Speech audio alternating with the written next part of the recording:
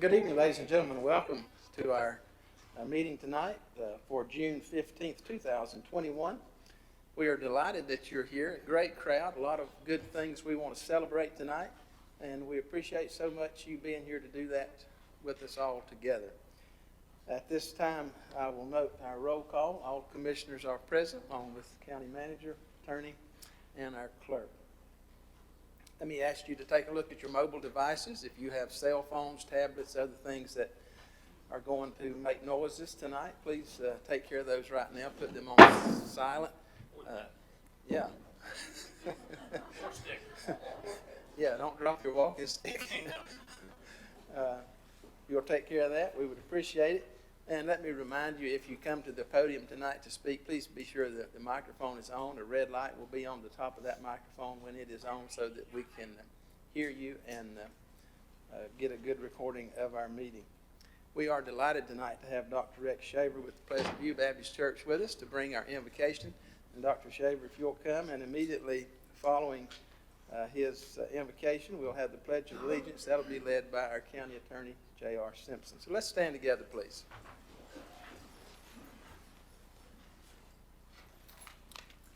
Lord, we thank you for each of us, for giving us the breath of life, Lord.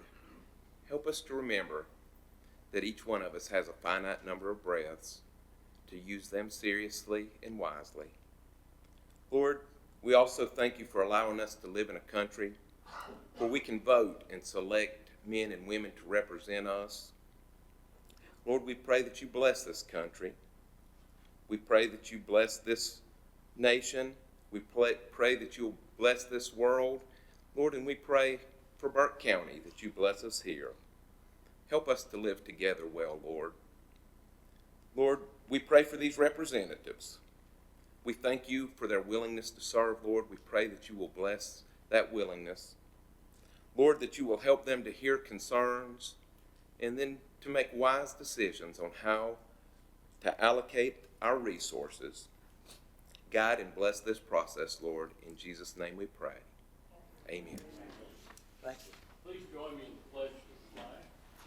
I pledge allegiance to the flag of the United States of America and to the republic for which it stands, one nation, under God, indivisible, with liberty and justice for all.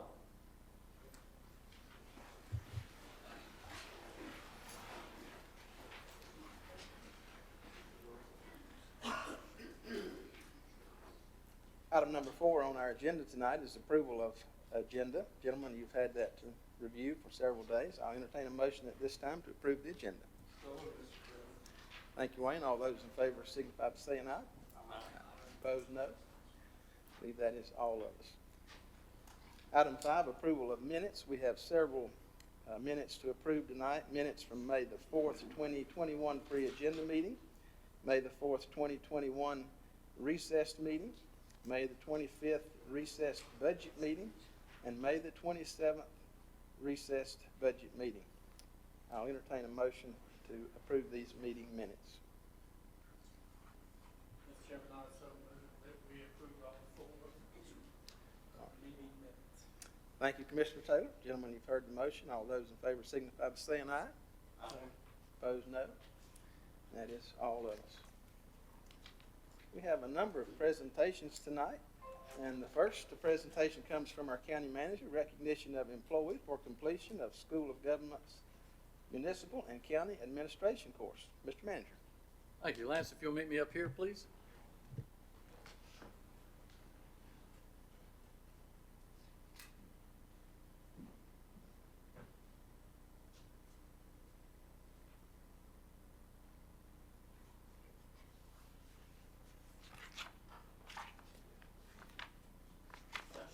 I think he'll tell you that's a lot of work that goes into this, and we're very proud of him.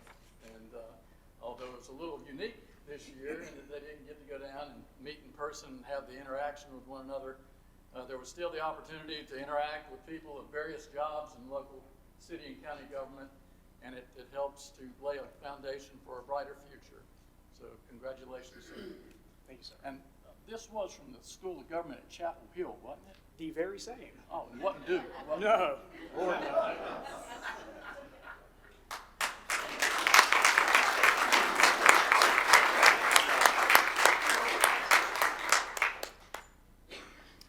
Congratulations, Lance, and thank you for all you do every day for us, and we look forward to many years of service in the future. Which brings us to item number 2, Board of Commissioners recognition tonight, and it's my pleasure to recognize Rebecca McLeod. Rebecca, where are you? In the corner. You don't belong in the corner. We are so delighted that we've had a chance to celebrate with Rebecca. Nice to have her husband with her tonight and other friends who've been able to join. I know many others have perhaps even come and gone at this point, but it is a special honor for me to recognize her tonight, and I want to ask Commissioner Carswell to present Rebecca with some service recognition. Commissioner Carswell serves on the Board of Health on behalf of this board, and so Johnny, if you'll proceed there and make comments as you see fit.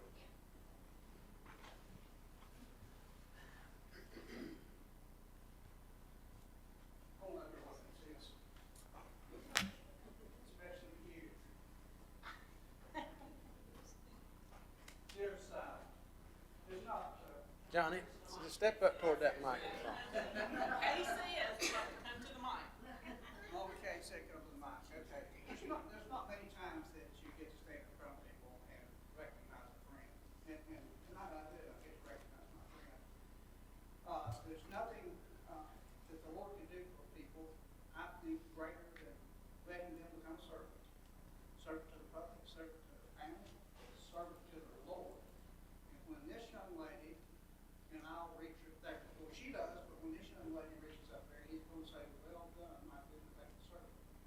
She has served you for 34 years. I won't say 34 years. She, Rebecca worked nights, she worked days. She took care of me when I was sick. When I had COVID, my wife and I were extremely ill with COVID. And who was there every day?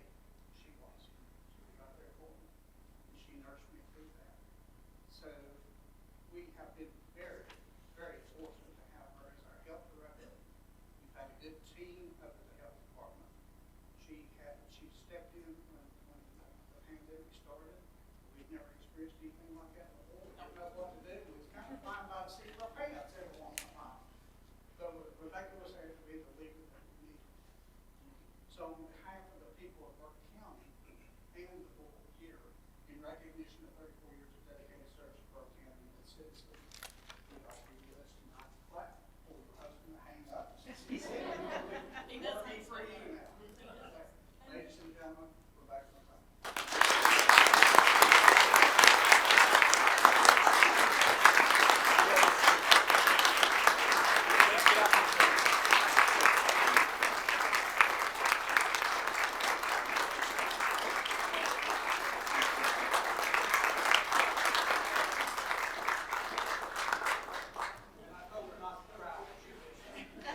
Hey, Rebecca and Johnny, stay right there. I want to ask our Board of Health, I know a number of those folks are here, and the chairperson, Susan Bingham, come up and join Johnny and Rebecca at this time.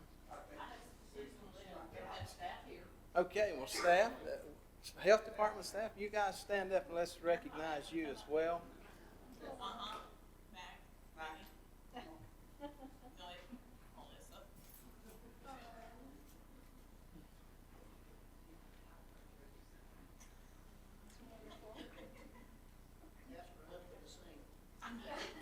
He has that deep voice.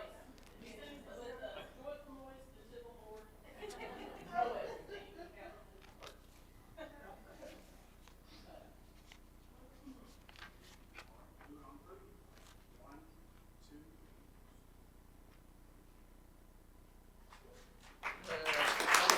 Very good.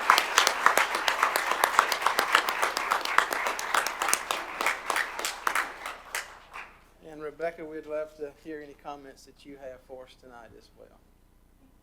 Can I turn this around? I wish you would. I think the microphone would work a lot better. I'm not known for doing things in the conventional way, so I just move it around. There you go. That way I can see y'all. First, I had to write notes, because if anybody knows me, I love to talk. And this is going to be a long meeting anyway. Okay? You don't need to listen to me. So, first and foremost, I thank my Lord and Savior for allowing me to be here to serve for the years that I've been able to. Second, I want to thank Mac, my husband of 34 and a half years, because I love you. And he stood by me through thick and thin. He's made me dinner every night for the last 15 months. I come home to a cooked meal. If you've not been there, I wouldn't be able to achieve my dreams and goals. So thank you for standing by my side. And it has been my pleasure to serve the people here in Burke County for the last 3.5 decades. Oh, God. My lady who colors my hair, if you could see it. It's also been my pleasure to work with such an awesome staff. We've not had a lot of turnover in public health in all the years because we have dedicated people. You have dedicated people that work in this county who love what they do to serve you, the people. But we are getting older, so we are going to have retirements. But they are very dedicated. So I thank my colleagues for their hard work, especially for the last 15 months, because it's been pure THELL. Excuse me. But you're all rock stars. So keep up the great work. And the Board of Health, they may not be here because some of them have to work late, and Susan did step back out. But I do offer them thanks for being supportive for public health and myself for the last 10 years as health director. They've allowed us to grow by encouraging us to take leaps of faith into areas not traditionally known for public health. If you've paid attention over the last few years, poverty, mental health, substance use disorder, they're not places where you normally see public health. Thanks to my queen, the catalyst back there, you're going to hear from her later if you stick around, Lisa Moore, we have made great inroads. We still have a long way to go, but now public health is in the forefront, and y'all all know that because we come and tell you. We've also achieved the status as the only health department in North Carolina of being nationally accredited. Everybody's state accredited, but we've maintained our national accreditation. But best of all, and it's a testament to all these people, we've been able to develop, cultivate, and maintain strong community relationships. And I'm blessed to know that Burke County is unique because of those relationships. And I pray that that will continue in the years to come. There's no reason why it shouldn't. And last but not least, thank you to county administration and to the commissioners. I see my other county administration people out there for supporting us all these years and allowing public health to be innovative. If you've not allowed us to think outside the box, cultivate relationships, write grants, heaven help us if we write grants, become FAB accredited, you would not have the caliber of staff that you have present today at your Burke County Health Department, even though you're losing a couple of us. And as a 34.5-year employee of Burke County, I say thank you to y'all. As a longtime employee, it's been noticed that you look out for us, your county employees. It may never feel like we say thank you, but I thank you. You've allowed us to protect and promote the health and well-being of the people of this county. Got that mission statement right, ladies? I drill that into the staff's heads. So, and thank you to the citizens of Burke County, because you've allowed us to provide you the best possible services, both clinically and environmentally, to protect your health and well-being over all these years. Not a lot of counties can say that. So in closing, thank you to everyone here in this room and who may be watching, including my family who couldn't be here tonight. Thank you. To my family for the love and support you've given me, and to the citizens of Burke County for trusting in public health to keep you educated so you could make the informed decisions regarding your health and well-being. Keep up the great work. To our awesome public health family, you will be missed, but you have a new day coming with a new leader who will further our cause even better than I have and that we all have. So thank you. And I will be quiet.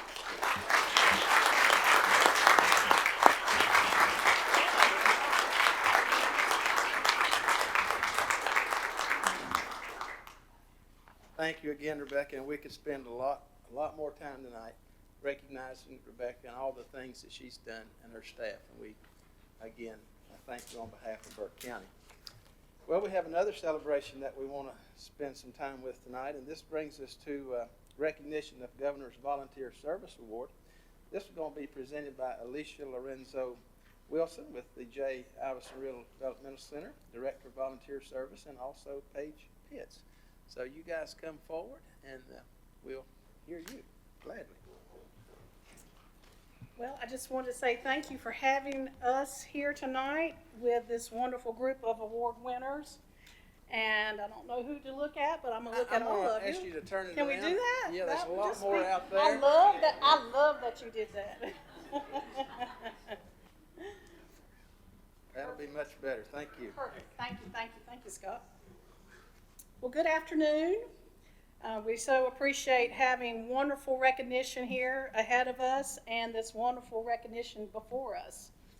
These award winners are from the Governor's Volunteer Service Awards that are chosen from many of the service organizations here in Burke County. They get the opportunity to select the superlative, wonderful folks that give of their time and service to Burke County to make Burke County the county that it is.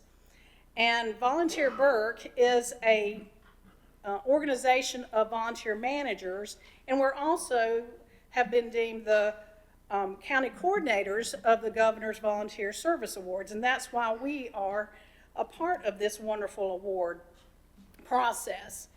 And we, of course, appreciate having this opportunity to recognize and present this year's Governor's Volunteer Service Award to these wonderful representatives of what they do.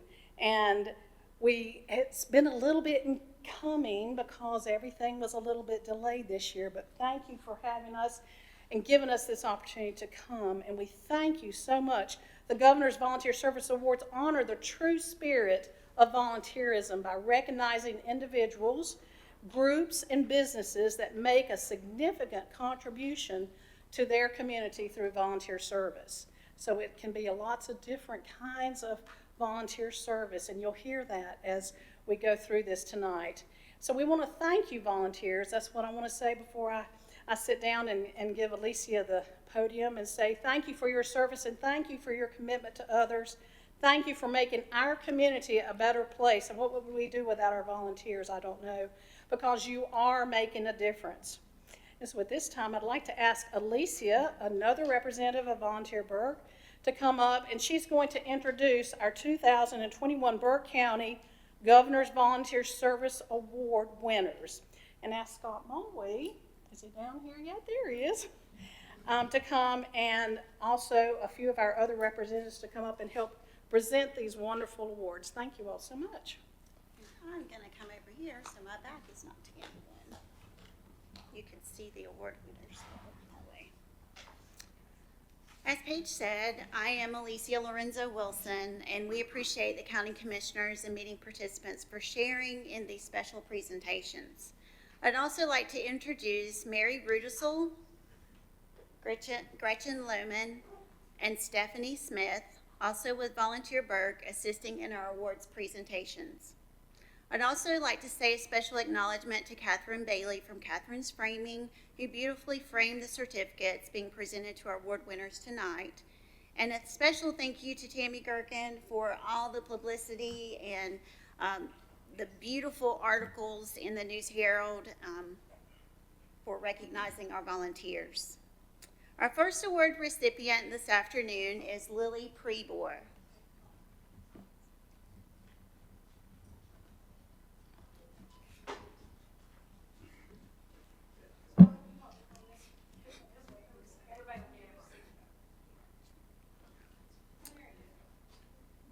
J. Iverson Riddle's Volunteer Program participant Lily Prebor was nominated by Summer Nixon Snell. Lily, a first-time volunteer, regularly participated in televolunteering by writing letters and sending care packages to residents and staff during COVID restrictions. When the volunteer term concluded, Lily continued to write both the residents and the staff who looked forward to these letters of encouragement. Lily has gone over and beyond in her efforts to make a difference in the lives of others. Lily Prebor is surely deserving of the 2021 Governor's Service Award. Congratulations, Lily.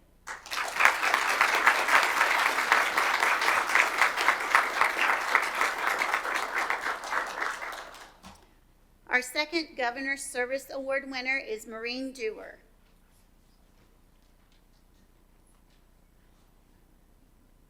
Maureen is a volunteer at the St. Charles COVID Food Relief Program and nominated by Terry Martino.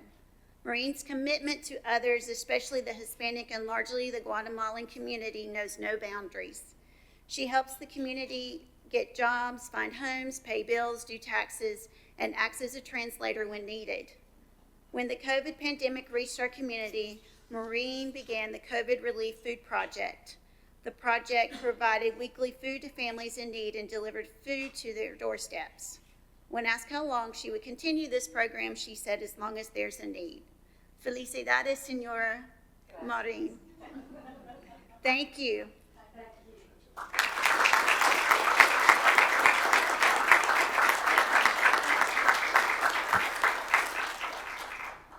Our third winner is Chastity Petite Rice.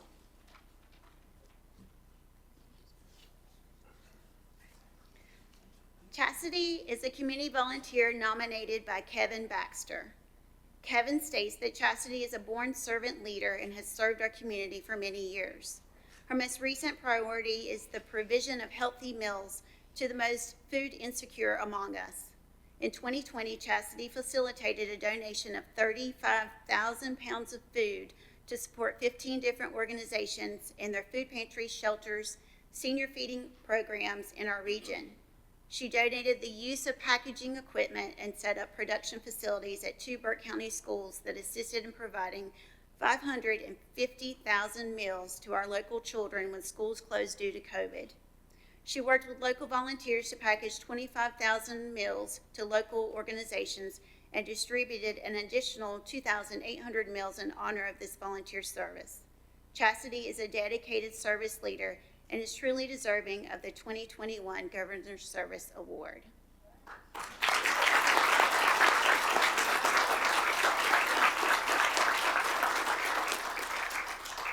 Our fourth Governor's Service Award winner is Dr. Jody Deacon.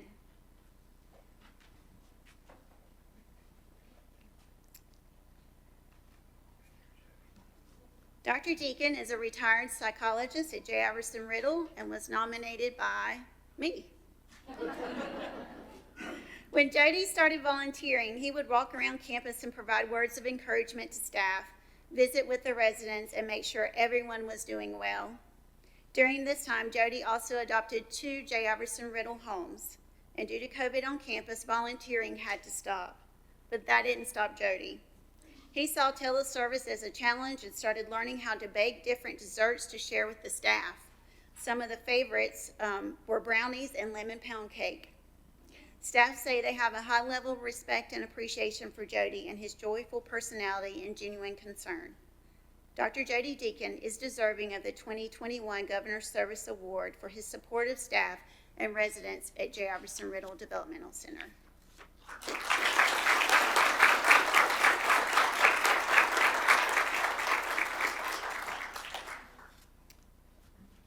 The 5th award winners in the group team category are Joe Kioski and Connie Berry.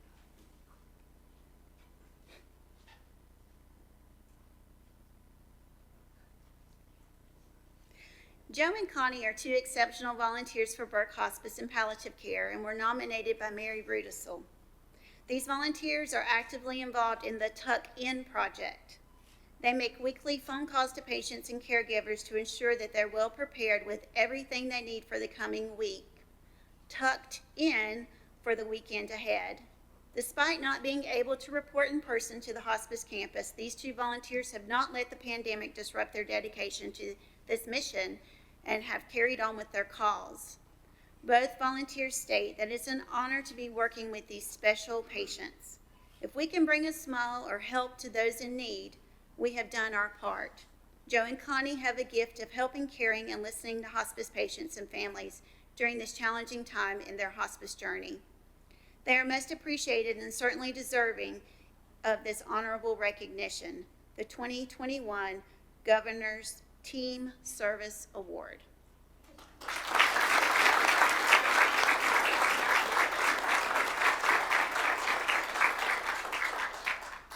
At this time, I will ask Brownie Rochford, another Volunteer Burke member, to come and introduce our 2021 Governor's State Medallion winner.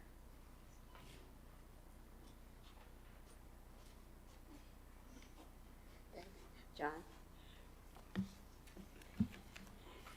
The Governor's Medallion Award for Volunteer Service was implemented in 2006, and it was to recognize the top 20 to 25 volunteers in the state. And the medallion recipients are nominated at the county level, and they can only send in one nomination from a county.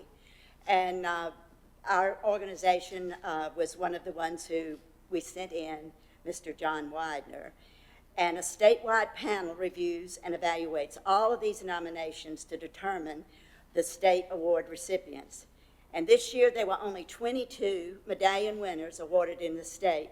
And we're so excited because Burke County got one of those medallion winners, and our winner is Mr. John Widener. And we're really proud of that because he is a special person. Mr. Widener serves as a Disabled American Veterans Chapter number 43 adjutant. He's a veteran volunteer primarily, but anything that he needs, he is willing to help. So Mr. David Bergen, who nominated him, told us, he says, he is the biggest helper there is anywhere. Mr. Widener takes on many services in his DAV chapter and community. He has been awarded his newsletter. He publishes a newsletter and has been award-winning. He assists in monthly meetings with the commander. He assists all new veterans in claiming their veteran benefits and follows up on any denials or rebuttals. He holds their hand all the way through the process. He provides meals and holiday celebrations for the veterans, both those that are homebound and those that are able to come to the facility to celebrate. He is active in the Fleet Reserve and the American Legion of Veterans of Foreign Wars. Mr. Widener is also very active in ministry. He teaches a Bible study at the DAV. He transports parishioners to and from church services, and he works with the youth in his church. Mr. Widener is a permanently disabled veteran. However, I'm not sure when he sleeps, but he does not let anything stop him or slow him down. He exemplifies an outstanding volunteer and is worthy of the esteemed 2021 Governor's Medallion Award. Congratulations, Mr. Widener.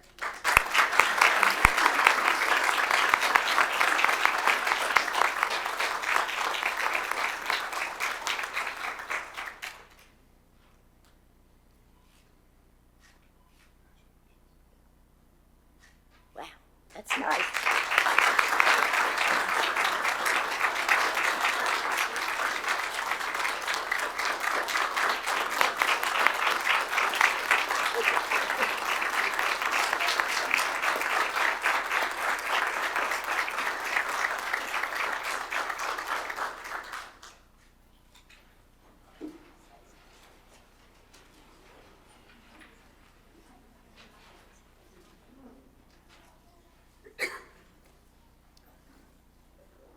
On behalf of this board, we're also delighted to give each one of these winners one of our county walking sticks, and we hope you'll use that to get out and about and maybe check out some of our trails or some of the other things here in our county.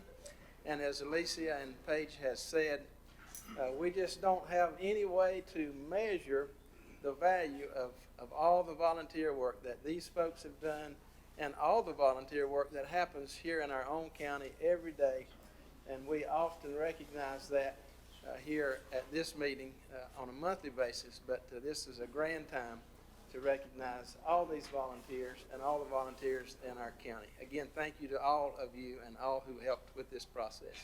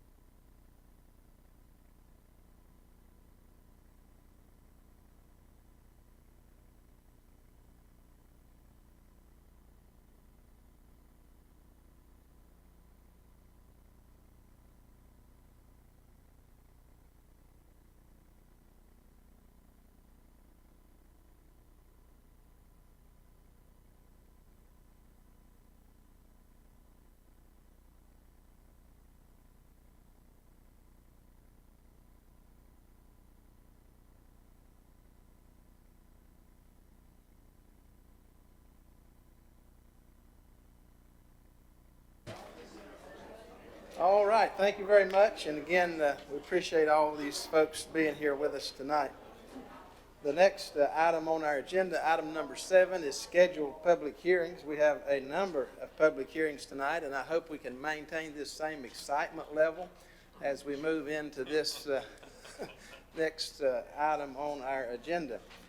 First item on the agenda, public hearings agenda tonight comes from our county manager. It's the adoption of the fiscal year 21-22 budget and public hearing. And I'll recognize our county manager, Brian Steen, at this time. Thank you, Mr. Chairman, members of the board and audience. The recommended budget was presented to the commissioners a few weeks back. We've held 2 budget workshops.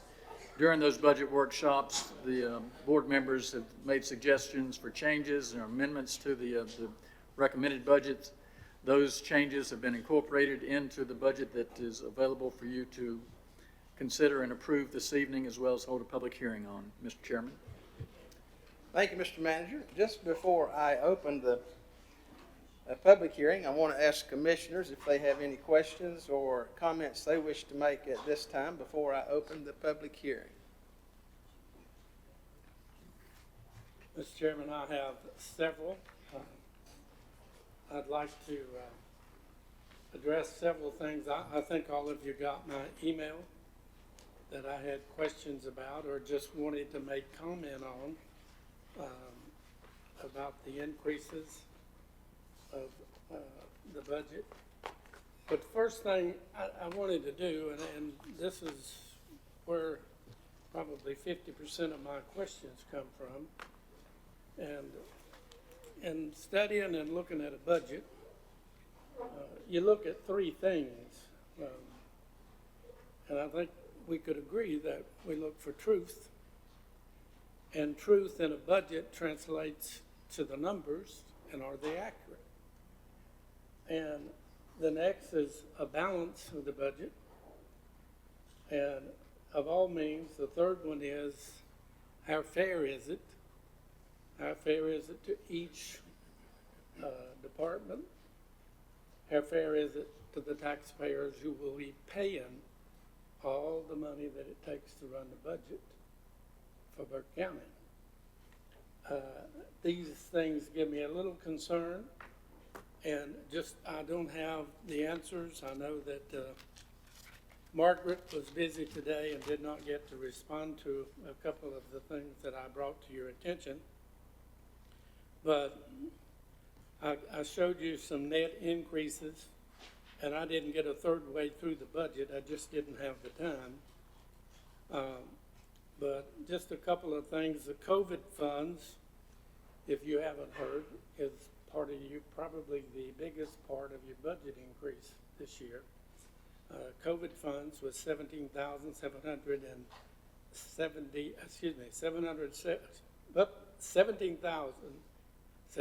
million, I'll get it right, hold on. $17,575,650. But I did not find expenditures for what we were going to do with that money, and I am waiting on that.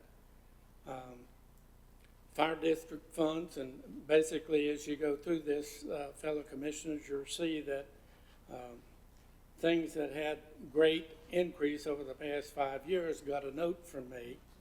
And fire district funds 5 years ago was $3,163,776, and this year they're $4,548,000. It's a 5-year increase of a close of $1.4 million. Animal services 5 years ago was $306,293. 21-22, they're at $481,005. The sheriff kept his employees from that department when we made that change, which means about $200,000 is now under the sheriff's caddy. So when you add that to it, it begins to be a bigger number, and when you assess the value of it. Burke County Schools, 5 years ago, was $15,299,150. This year it's 16,049,205, no increase. And the increase we had the last couple years came from the nurses. We took over the nurses. Now, to be straight and honest with you, the nurses were paid by different entities for a period of time. And, but when they quit paying, the county picked up that cost. And I think that the next category, which is School Article 39 and School Article 42, they have increased almost double in the past year. And that means people in Burke County are spending lots of money. And I think that we can look at this, and the school, with the extra dollars they're receiving, and that is your and my tax dollars that we spend in Burke County, Mr. Chairman, could easily pick up those school nurses a whole lot less than we as the county could pay that. EMS, 5 years ago, $4,819,137. This year, $6,648,335. That's a $425,000 increase over last year, but a $1.6 million increase in 5 years. Finance, 20% increase in 5 years was $504,296, now $605,680. Sheriff's Department obviously is a biggie. We did away with the joint jail. We're only 50% staffed, or approximately that. But it's up 50%. And by the time we get that new jail paid for and all the increased operating costs, we will spend $90,000 in taxes. That is just, and it's alarming that we are paying that kind of money. The flip side of that is that we need a jail. We had a jail. But at the same token, the increase in the cost is just, it was $10 million, approximately $10 million of what we agreed to begin with to build that jail. So it's just things I feel like are out of balance for our budget. Information technology, 5 years ago, $751,540. Today, $1,929,400, over 250% increase in 5 years. Now, I said in my opening statement, the fairness and the balance, and that's a lot of additional dollars for one department. I've got solid waste, in all three categories: revenue, expenditures, and operations. They're not too high over last year, but going back even 5 years, it's still, and I put that one in there kind of as a fairness article or item. We'll miss the county manager's office. Tax evaluation, 5 years ago, was $160,969. This year, it's $664,750.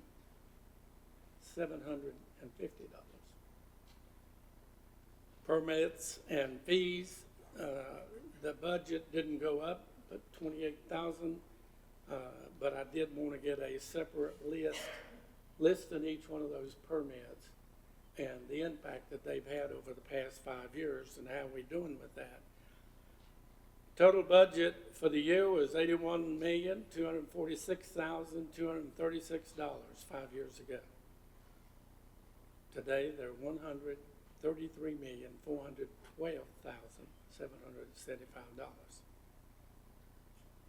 Lots of people would say that's out of hand. That's wild spending. At the same time, our population figures, how much of our population's figures gone up in that 5-year period? Anybody want to guess? Are you asking percentage-wise? Hmm? Are you asking percentage-wise, No, or just total numbers. for the county? Yeah. I'm sorry, we're not taking comments from, Well, I thought he was asking. well, he did. We weren't really looking for an answer It is, for that. we've done a lot as a county, as county commissioners, to entertain and promote growth. Our growth in 5 years has only been 80 people, less than 100. Now, this is why you have to look at a budget in its balance and fairness. Our budget has gone up millions, and we're only serving 80 more people. So, in my mind, it's not a healthy budget for the taxpayers of Burke County.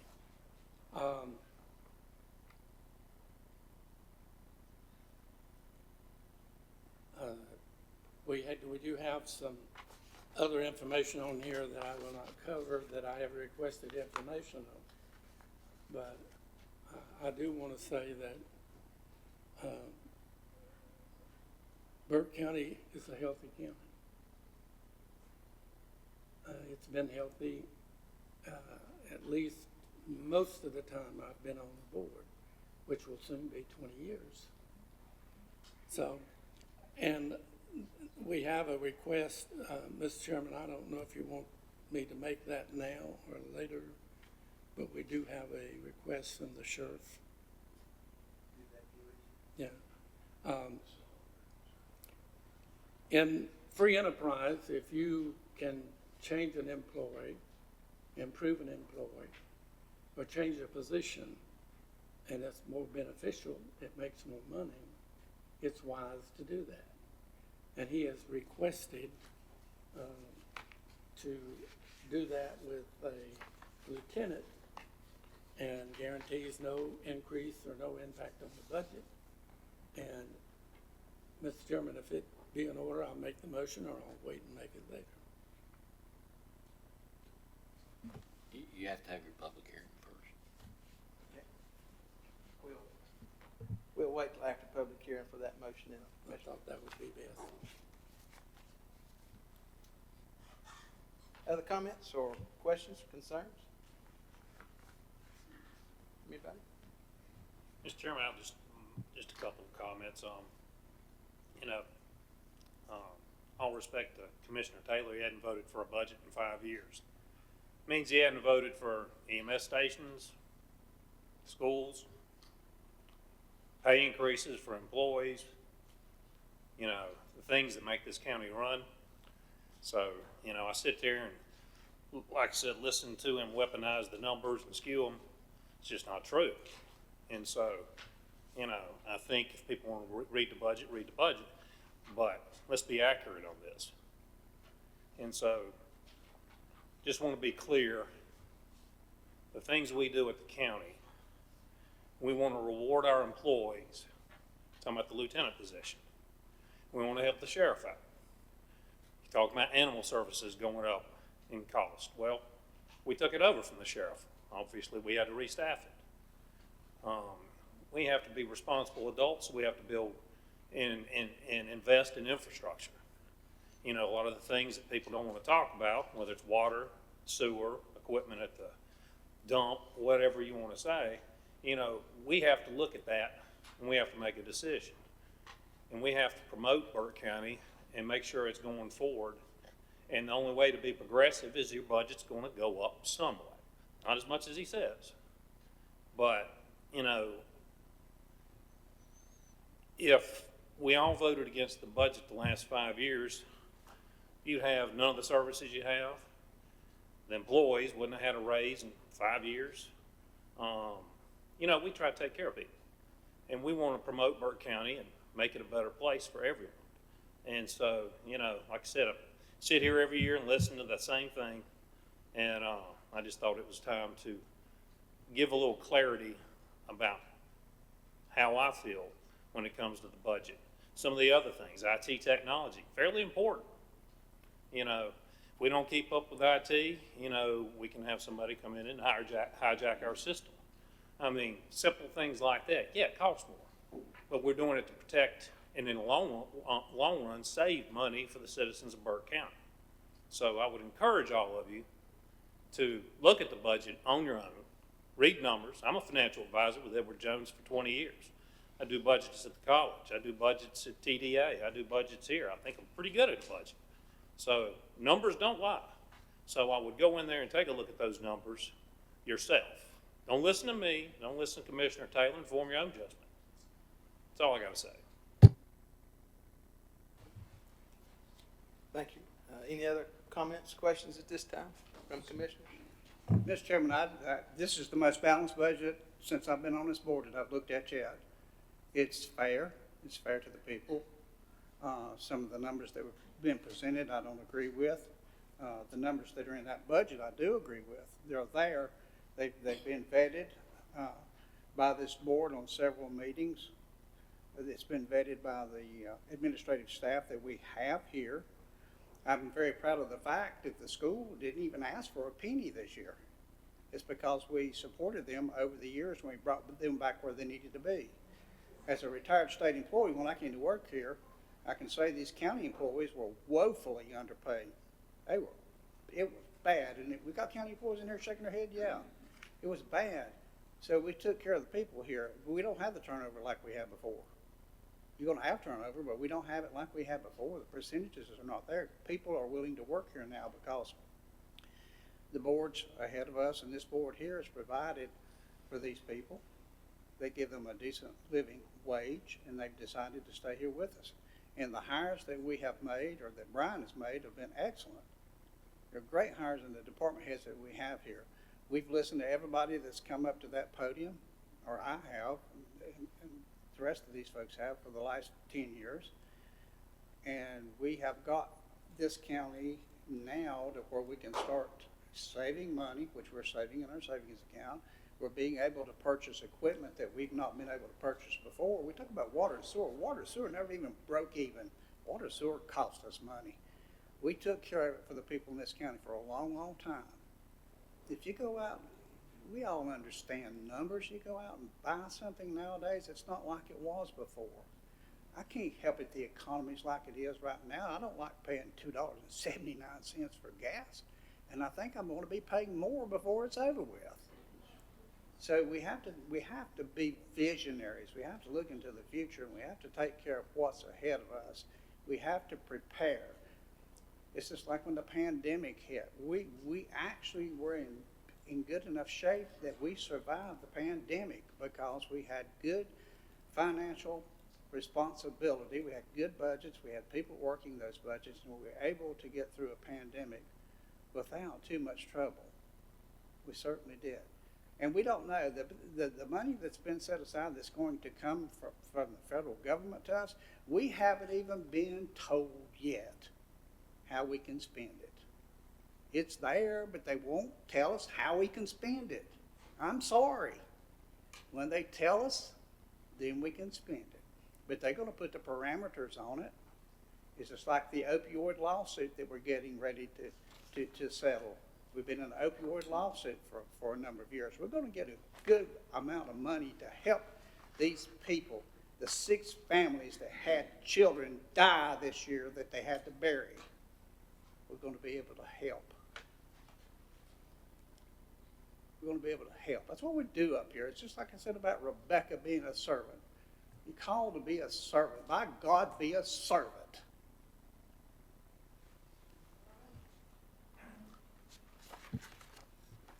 Thank you. Other questions, comments? Mr. Chairman, I'll respond to that. I'm glad that they recognize numbers don't lie. These numbers don't lie either. And it's obvious that we have allowed some of the items get out of hand, out of cost. And the first thing we gotta do is count the cost up front. And that's very scriptural. If you don't count the cost, you won't have money to finish it. There are things that the increase, in my estimation, increased too much. They got out of hand, and taxpayers end up, if we make a mistake, budget-wise, our employees don't pay for it. This board doesn't pay for it. Who pays for it? Taxpayers. And to not recognize when you're viewing a budget where these things are overhanded and do need to be tucked in is a mistake. And it always will be a mistake. Thank you. Thank you, Mr. Taylor. Mr. Davis. Mr. Chairman, I think one thing that we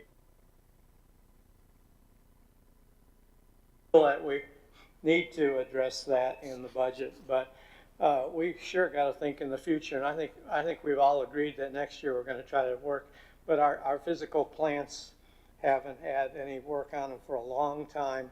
And if we spend any money extra, we got to start taking care of our physical plants. I mean, I was hoping we could do a little more this year, but we really got to address that this year. We really got to sit down and figure out what it's going to take to get our plant back in order, because otherwise they're just going to deteriorate, and that's not right either. That's not being good stewards of county property. Thank you, Mr. Abel. I want to, Mr. Chairman, just say on behalf of Western Piedmont Community College, we made a $1 million commitment to a trades bill. We have a shortage, plumbers, electricians, HVAC techs, you name it. And we're stepping up to the plate, joining with our partners at the college to answer that. That's one of the things in the budget that gets overlooked. So I did want to make that clear. The second point is this wild tax spending. Brian, can you be clear on this? Did we raise the tax rate this year in this budget? No, sir. Thank you. Other questions or comments before I open the public hearing? Mr. Chairman, just to note that we raised a lot of items this year on fees, permits, water, sewer, waste program. All our citizens will enjoy a higher rate this year.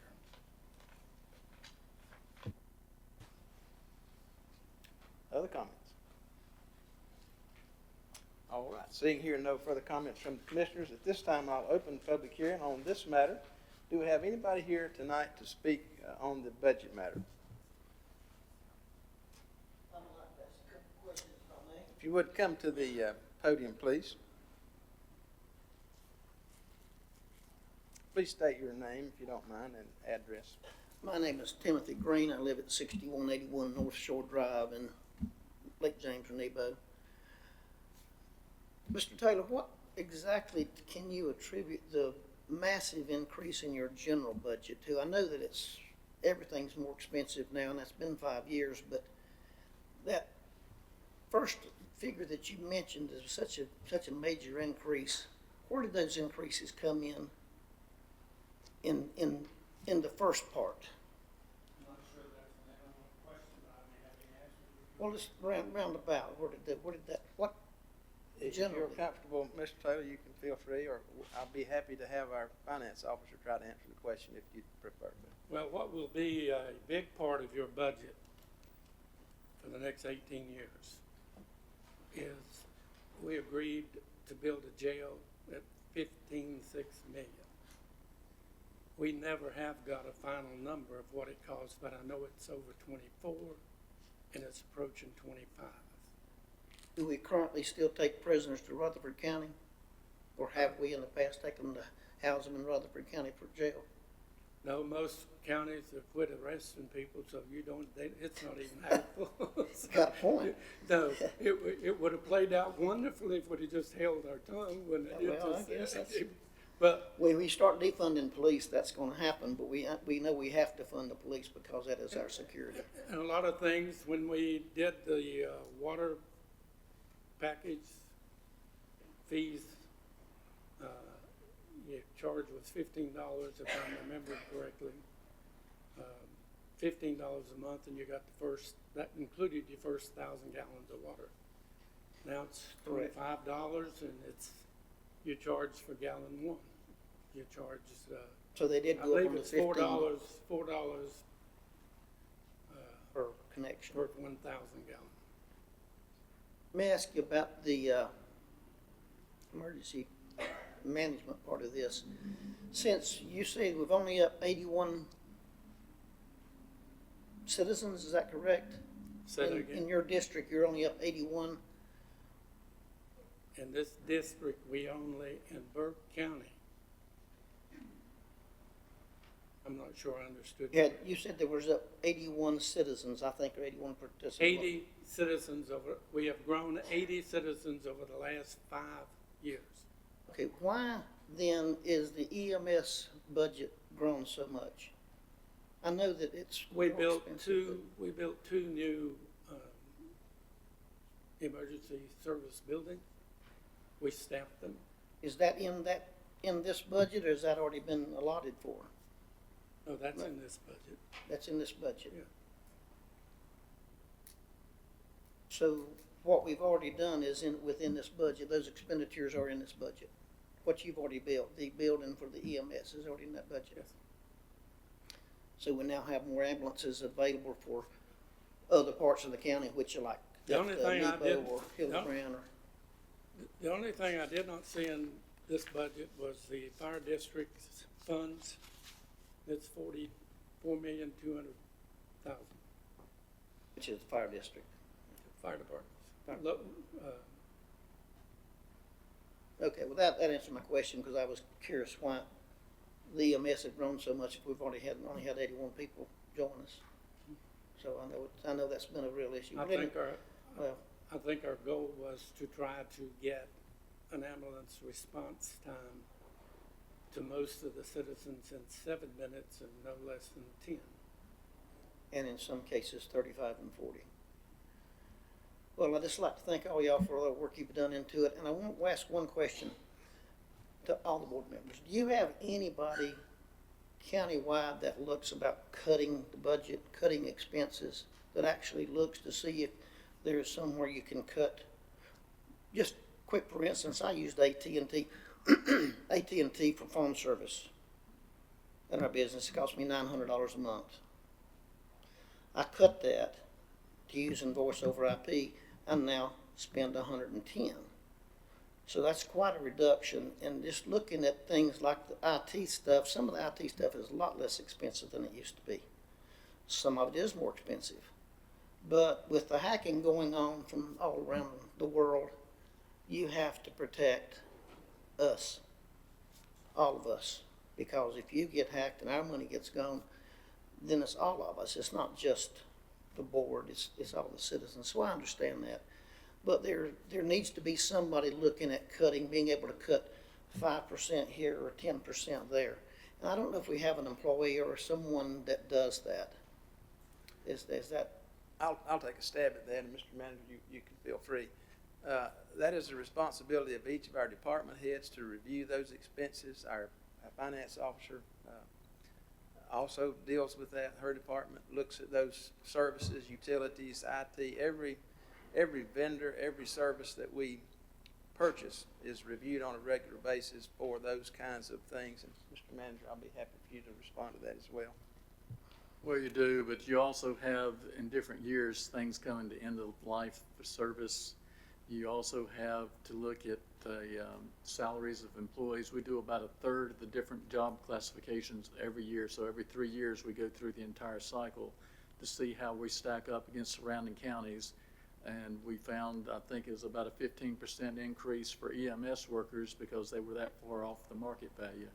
And most of ours are paramedics. Our EMS has, for the past 3 years, won a gold award for their service and cardiac patients. Again, the EMS stations, we've built 2 more to cut the time in half. The one down on Miller Springs Road, Jason, who is now our EMS director, told us at the dedication meeting that back in the days when he was on the ambulance, it took 30 minutes with a light and siren to get down to South Mountain, and we were cutting that at least in half. And if you're having a stroke or a cardiac event, that's big. Well, I appreciate you paying the EMS workers, because if I have a heart attack, I want them to come, so. Yeah. Thank you for your time. Appreciate all the hard work you do. Thank you. Thank you, sir. Any other comments on the budget tonight?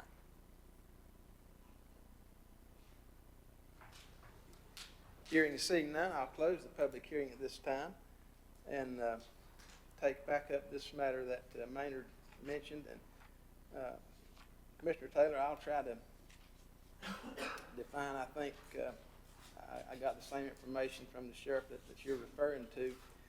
And I think the request is, gentlemen, for us to, if you recall, the last 6 months or so, the sheriff had asked for authority to use a lieutenant position based on lapsed salary in this budget, which that was allowed on a temporary basis up until the end of the budget year.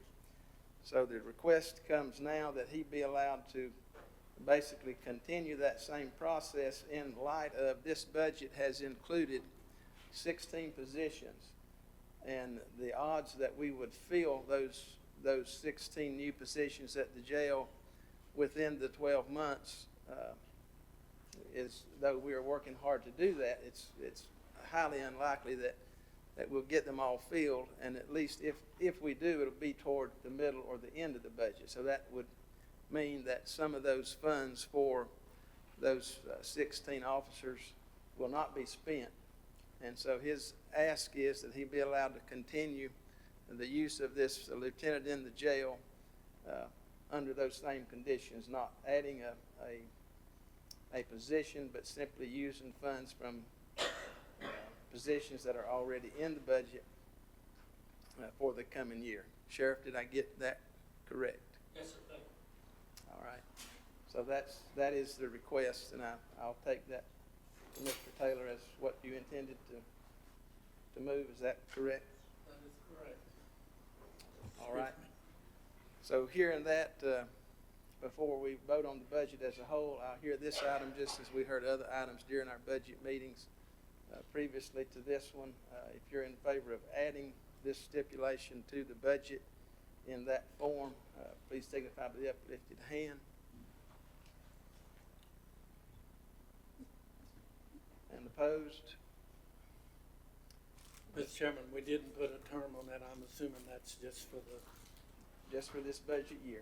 Yes. 21-22 year. Yes. All right, Madam Clerk, that'll be 4-1. Okay, so Brian and Margaret, you'll make that change to the budget. So with that change, gentlemen, I'll entertain a motion to accept the budget with that change.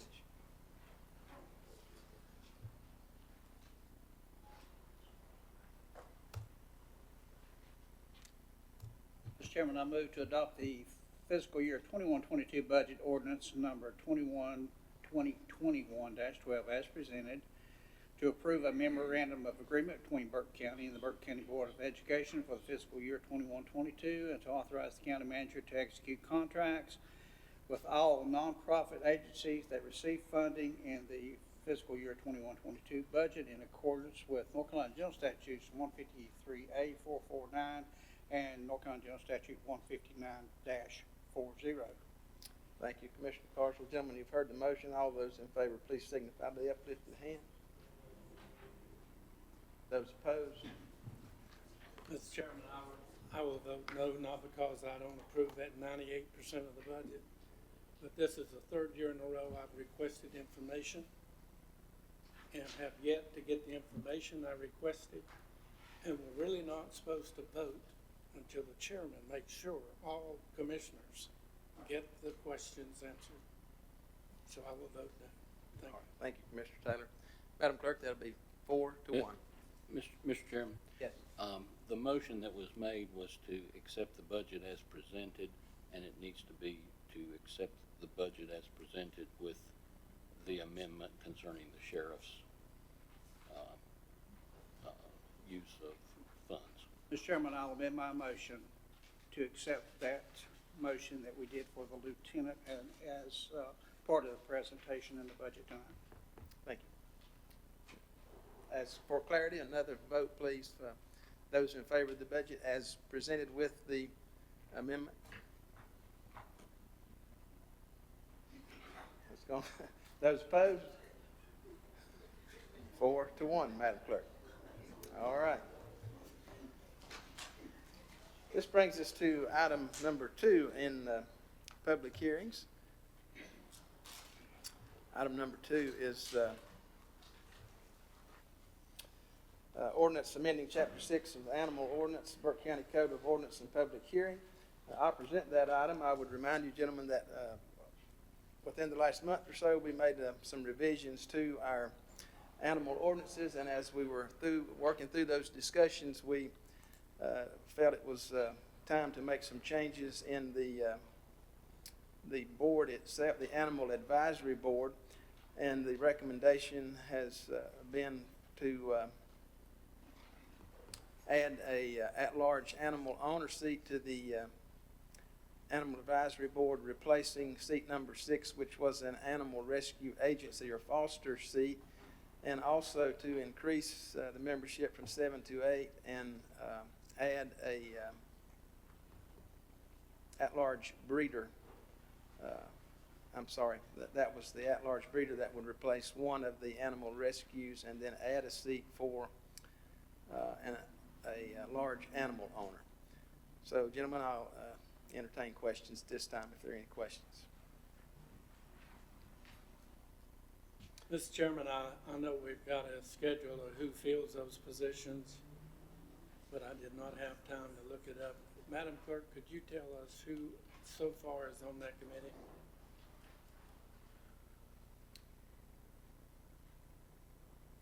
Well, give me just 1 second. Let me pull up my roster. I know seat 6, the one that's being changed to an at-large breeder, belongs to Gwen Stevens.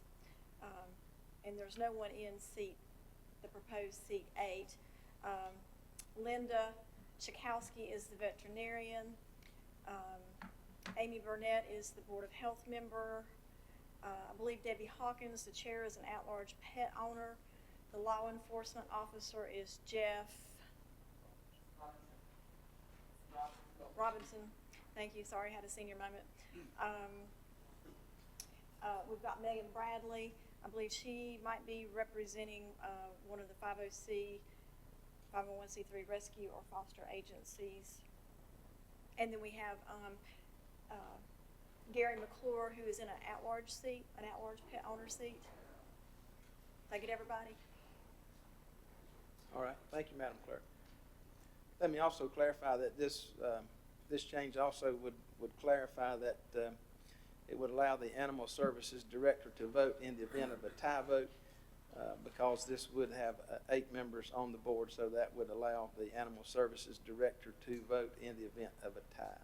The Animal Services Director is not slated as a member of the advisory board. Right. All right. If you know the questions, I'll open the public hearing at this time. Anyone here tonight to speak to this particular item? Mr. Chairman, I have a couple people who have signed up to speak. Okay. Miss Gwen Stevens.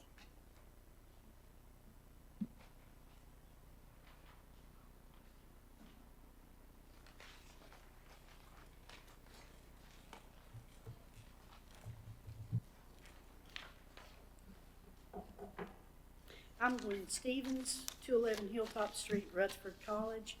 I'm also Vice Chair of the Animal Advisory Board. You put a lot of confidence in us, and we've tried to accommodate that. But I do want to make something clear tonight that I think may not have been stated or you don't have knowledge of. The removal of the 501c3 rescue seat and replacing it with a breeder seat. So I understand the intent behind adding these seats was to provide additional expertise in what is best practice. But there's been discussion through this process to even the playing field, and that should not be considered. I'm going to leave my notes alone here. Forget it. I'm going to talk to you from my heart. When this board, I was part of a group that helped to write the beginnings of the Animal Advisory Board. The reason you have 2 rescue seats is because rescues come in 2 flavors. You got foster-based rescue and you've got shelter-based rescue. And each brings their own expertise. They bring their own educational piece with them. And we as the board rely heavily on shelter-based and foster-based information. And it varies because what goes on with foster-based is very different from shelter. Shelter responds to Department of Agriculture. Foster does individuals. So it's real important. We do have right now, I represent Rusty's Legacy as a shelter. And I believe Megan Bradley Krotz represents the foster. That's why we have 2 501c3s.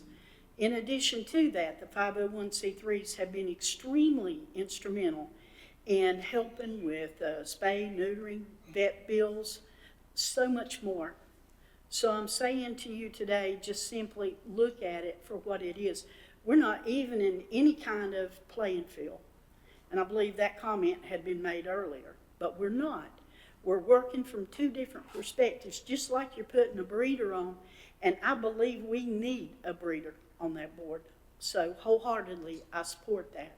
I believe we need a large owner. Wholeheartedly, I support that because we don't have a large animal owner on our board, and so I think we really do need that. But at the same time, it would be like taking one of the other entities away from the board.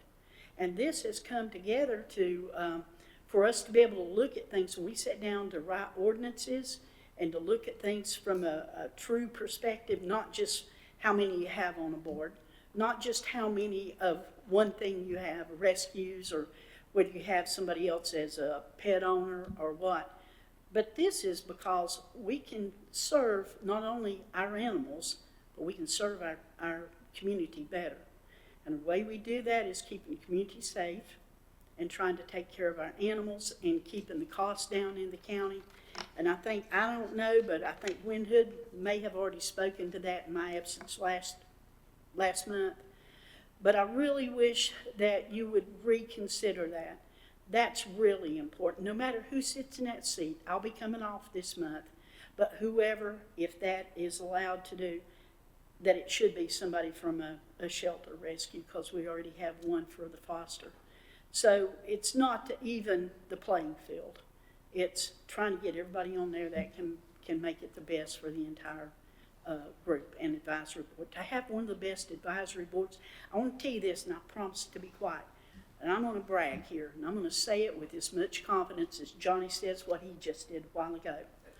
We have, and I want you to hear me, we have one of the very best advisory boards that has ever been, not only in our county, but around, because I've done my research. I know what's out there. And to lose this, I don't understand it. We'll go backwards. So I'm just, imploring you to really look at this before you take this thing to vote. We'll be glad to supply more information, but that's what we're doing. It's not about the breeders. It's not about the animals, the large animal owner. It's not about that. It's about taking care of all of them, which includes breeders and large animal owners as well. But I realize that we don't want to magnify the board so big, but at the same time, we're getting the players that need to be playing. More poker players you got at the table, more money there is in the stakes. So let's try to keep this in mind, and thank you for giving me the opportunity to serve on that animal board the way you have. Thank you. Thank you, Ms. Stevens. Ms. Gwen Hood?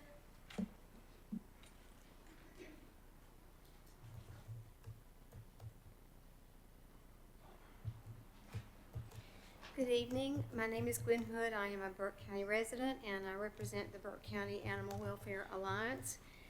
First, let me state that I commend the Animal Advisory Board and our commissioners for adding members to the Animal Advisory Board.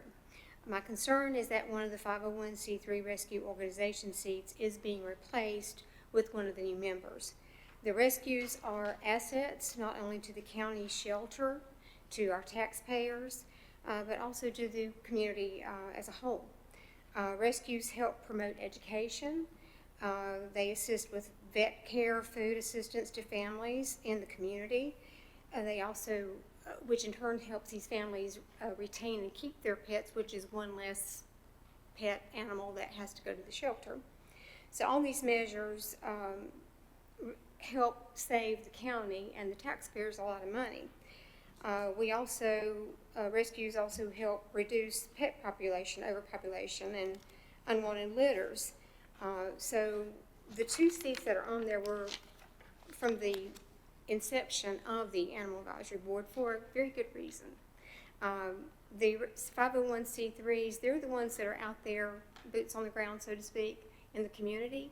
So they really see what's going on. They see the needs that's happening in the community for regarding animals, and so they bring a lot of very proactive, good solutions, good advice back to the Animal Advisory Board.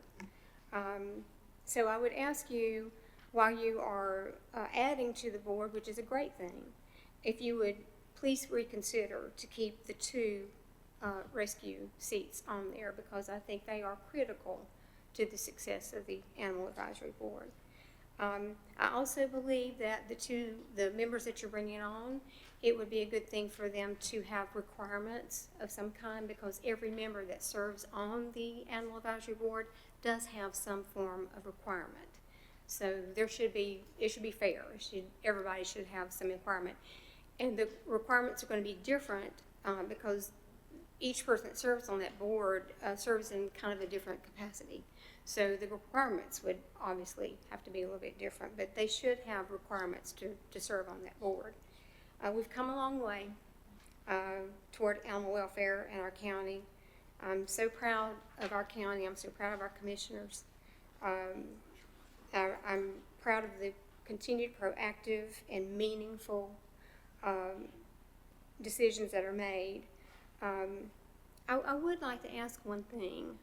This may be, it's a little off subject here, and it does seem to be a little bit of a step backwards, a slight step backwards. But the Alliance wanted to know, you were allowing an animal to come to the board meetings, at least the once a month, for a very short, like a little meet and greet. It was a great public relations, not only for the animal services, but also for the commissioners. And the times I've been here when animal was presented, it always caused a smile in the room and got everybody kind of at ease and a good place to start the meeting. People really enjoyed that. People that watch it, they're not just here, but actually watch that. Lots of comments we were hearing how commendable that was. And it really does help promote adoptions. So I'm concerned, why has that stopped? I haven't been able to get an answer why that has stopped. I don't know if you can give an answer today or if you can get back with me, but the Alliance would really like to know why there is not an animal coming at the meetings anymore. And thank you for your time. Thank you, Gwen. Can I answer the question? I think it stopped mostly because of COVID, but I did want you, before leaving, to know that all of us get your report in our minutes package under the reports. And I noticed in your report this week that 50% of the people, of the adoptions are out of state, which I found rather amusing. But evidently that is a very good thing, that 50% of the adoptions that we're doing in Burke County are ending up out of state. So, but I wanted you to know that we haven't had a live animal, we haven't had reports, but we do still, the clerk, make sure we get that report every month. Will you consider then, since it was the COVID situation, we consider an animal coming back, because that truly does go a long way? And you're talking from the shelter point of view. Animals that are getting adopted through the rescues stay more local. Yeah, okay. Yeah, so can y'all reconsider that? I'll respond to that offline to you, Okay. Gwen. Thank you very much. Thank you so much. Anyone else to speak to this matter? And let me ask you, please understand that these are public comments on the issue. We don't really intend to get into dialogue back and Well, forth. So This is please, Timothy let's Green try to- again from 6181 North Shore Drive. And I didn't sign up because I wasn't aware that this was going to be up tonight. My wife and I have been in the veterinary business for 25 years, and I built the New Lease on Life program at the Spindale Correctional Facility, specifically for helping the animals at the pound and the ones that were abandoned. Is it my understanding that you will only have one 501c3, and that will not affect the animals at the pound? Because the lady that spoke first was absolutely correct. You need somebody to speak for those animals at the pound. If you don't, a lot of those animals, you're right, they go up north. Those people are begging for animals. But so many are put to sleep, injected and took to the dump and buried at the dump. That's the hard facts of it. But I would just like to say that I agree with her 100% in putting two 501c3s, one for the pound and one for the fosters. Fosters do a great job. We've got many foster families and different rescue groups. But the people at the pound have a problem if they don't have somebody to speak for those animals. So I would like to see that amended. Thank you. Yeah, I would just point out on the current makeup of the board there, you can see there that those two seats were not defined. They were just 501c3 animal rescue agency seats, so they were not defined previously as being leaning one way or the other. I think what I heard the comment, so I won't go any further with that right now. But any other comment on this matter?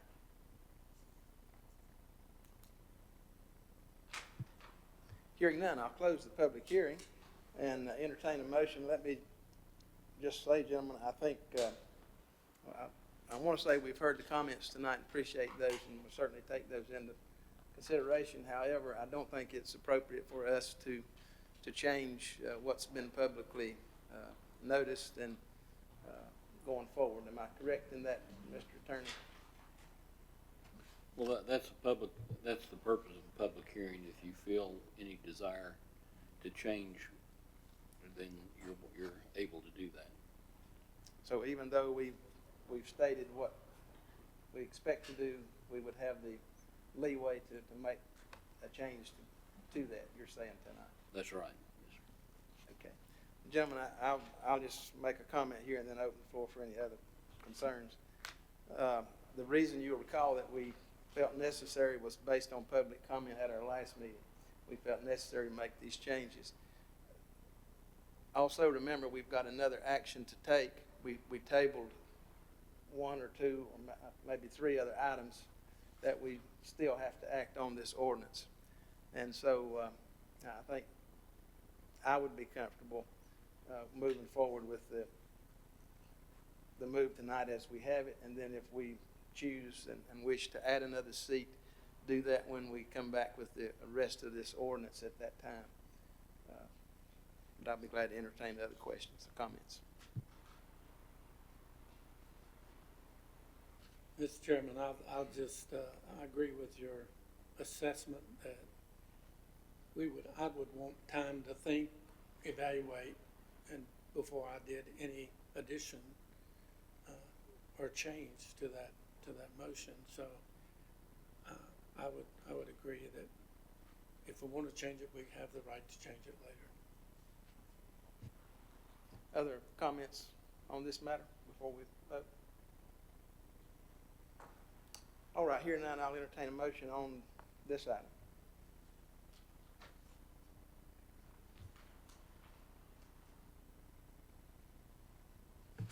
Mr. Chairman, I move to adopt ordinance number 2021-11 as presented. Thank you, Mr. Mulvey. All those in favor signify by the uplifted hand. Madam Clerk, that's 5-0. Thank you. This brings us to item number 3.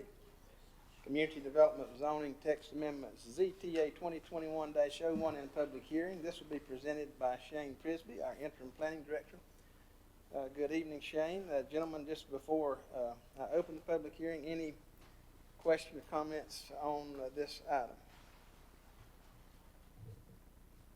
Hearing and seeing none, Shane, we'll hear from you.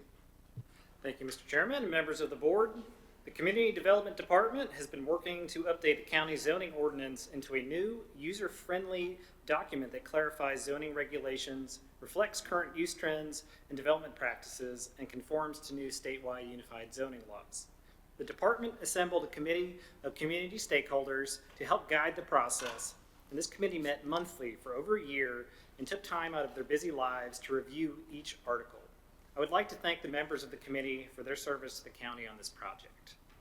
The committee is Commissioner Johnny Carswell, Richard Evie, Damon Pollard, Greg Hoff, Sarah Black Moses, Hope Hopkins, Britt Page, Jeremy Perbrick, Doris Smith, Charles Avery Jr., and Edith Stitt. I also want to recognize the community development staff members Jennifer Forney, Peter Minter, and Bradley Kirkley, who put in countless hours of work to create the document before you. I am pleased to present you the new zoning ordinance for your consideration and welcome any questions you may have.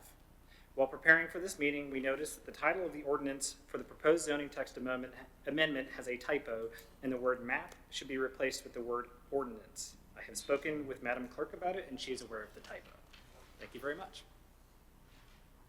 All right, thank you, Shane. Any questions for Shane before I open the public hearing?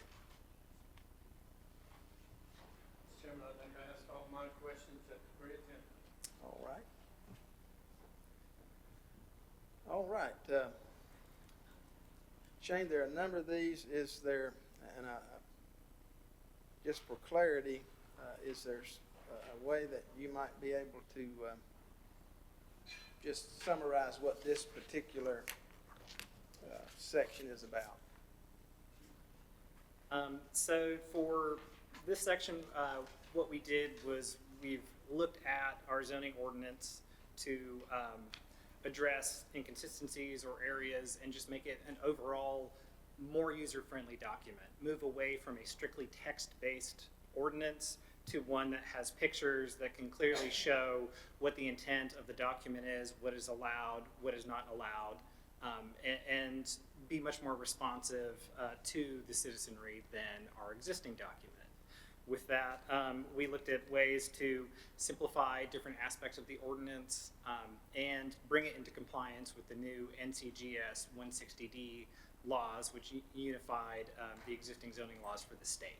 So that happened in conjunction, and together with the committee, our staff put together this document, which we're really proud of and feel that it is a better document for the county that reflects what's going on, makes it easier for the citizens to live their lives, understand what they can and can't do on their properties, and something that we're really proud of and very happy to present to you all. All right. Thank you, Shane. I appreciate that clarity. Perhaps that will help going forward. At this time, I'll open the public hearing. Do we have anybody here to speak to this particular matter tonight? Mr. Chairman, I have several cards. Okay. Is there a Jim Ribble in the audience? Okay. I guess he changed his mind. Deidre Side? I can't. Steen? Steen. Sorry, I can't read it.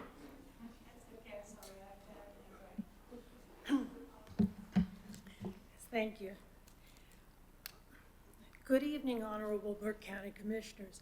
I am Dorinda Steen, better known as Rindy to a number of people. My husband John and I are registered voters and permanent residents of Burke County, residing at 6201 North Shore Drive for now 20 years. Thanks to Bradley Kirkley, Jennifer Fournier, Peter Minter for your hard work, and also thank you to the committee. It is a much clearer zoning ordinance and addresses several issues such as short-term rentals that were ambiguous at best in the current ordinances. I am here specifically to support the specific provisions of the ordinance that address short-term rentals. And there are a number of people from my neighborhood and other neighborhoods who are also here in support of that. Okay. I'm particularly also in support of the sections of the ordinance that address the short-term rentals in the River Lake overlay. Specifically, the proposed ordinance would require permits now for short-term rentals and would set forth regulations governing short-term rentals, including maximum overnight occupancy of only 2 persons per bedroom. Currently, all but one of the short-term rentals in our area advertise for 25 to 100% more than the bedrooms that would be permitted. And that's important in the Lake Overlay District as we have fragile septic systems. It would require designated local responsible party to resolve issues. It would set parking limits and allow no on-street parking. It would prohibit noise, unreasonable noise. It would require trash and recyclable disposal and no advertising signs. And very, very important, Burke County had been missing some of their taxes. It sets forth and requires collection of all appropriate taxes and remittances that need to be made on these type of businesses to the state and Burke County. Additionally, it sets forth a number of safety requirements for protection of occupants, as well as Burke County potentially being sued. And it also says no events can be hosted. Furthermore, it sets forth provision for enforcement and penalties included. On behalf of the majority of my neighborhood, I urge you, the county commissioners, to approve the ordinances specifically that now include these short-term rental provisions. Thank you very much. Thank you, Ms. Dean. John Van Ripper.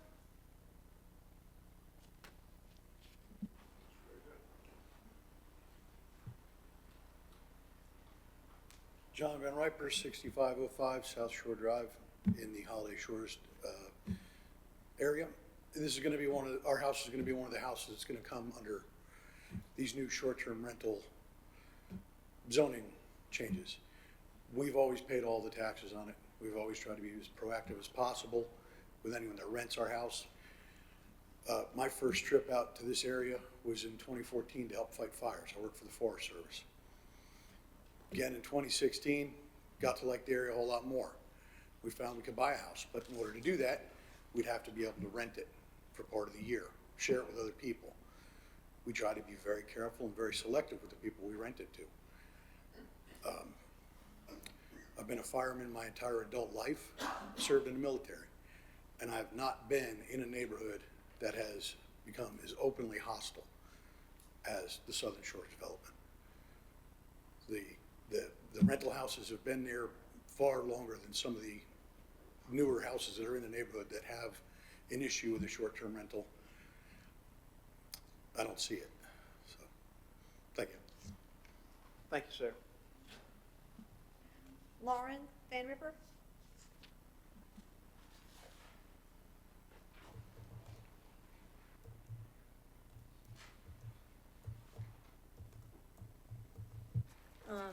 Lauren Van Riper, 6505 South Shore Drive. I live in the Holiday Shores neighborhood, part-time. I want to acknowledge the hard work and effort that has been put forth the zoning law amendments, but as one of the zoning officials told me when I asked about public comments tonight, no, it's a done deal. It's a closed matter. It's not going to make a difference. I hope they're wrong, and I hope this will make a difference to table the STR portion of these zoning amendments. I do agree that there needs to be regulation of short-term rentals, but it needs to be balanced and fair in its application. I am here to speak on behalf of the Burke County vacation rental owners who rent their homes but haven't been given a fair chance to be heard, at least more than the 6 minutes we've been given. These STR-specific zoning articles have been rushed to meet the state mandate, which are due next month, They appeared May 3rd, public comments were May 6th, planning board May 27th, revised ones were released that morning, and it passed. Now they sit before you in less than 42 days. They are, in my humble opinion, riddled with inconsistencies and errors, specifically harshly punitive to owners specifically in the Holiday Shores neighborhood. There is only about 2 to 3 neighborhoods that have short-term rentals that are allowed by HOAs or POAs or covenants. So with roughly 175 rentals in all of Burke County and over $750,000 in sales and use tax receipts in 2019, it's the latest numbers I could get, even the tourism board didn't know that Burke County was including STR in zoning. That has a sizable impact to the county and tourism bottom lines. The home I purchased on Holiday Shores 4 years ago was for sale for 5 years. It has been a rental and a short-term rental for over 25 years, longer than most of the full-time residents in the neighborhood. It isn't new. A handful of people pushing for changes that affects 20 to 30 homes in a county of 90,000 could have been handled between neighbors, but they have chosen otherwise, which is very disappointing to me, and despite my constant outreach with no results. These changes have already ratcheted up a very hostile neighborhood into a pseudo police state. I have many in the group seated here have driven by or check in on my dead-end located home several times a week. I have been reported to the zoning board 3 times in 4 years. All reports were found to be baseless. The latest check-in was by Mr. Stein today at 12:57. He doesn't live anywhere near my house, but he drives by 3 to 4 times a week. As I only have 3 minutes, I cannot begin to go through the points, but for some of the new rules, to find a person to be within 25 miles of an area with 150 miles of shoreline and to be available 24 hours a day is just mind-boggling to me. With the new platform for a very vocal and intense group, I see it will only spiral quickly out of control and at the expense of all involved in livelihoods. With these new enacted laws, my husband and I and our 4 children will be at occupancy in our own home. We will not be allowed to have family over that live in the area to celebrate a birthday. It would be against the zoning laws.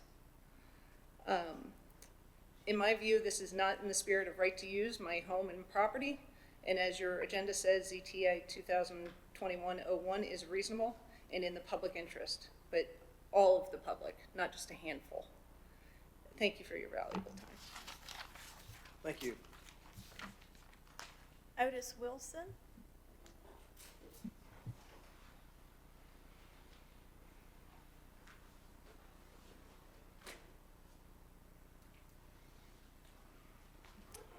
Thank you for the opportunity this evening to speak to you. Chairman Britton, Commissioners, Mr. Steen, and Mr. Simpson.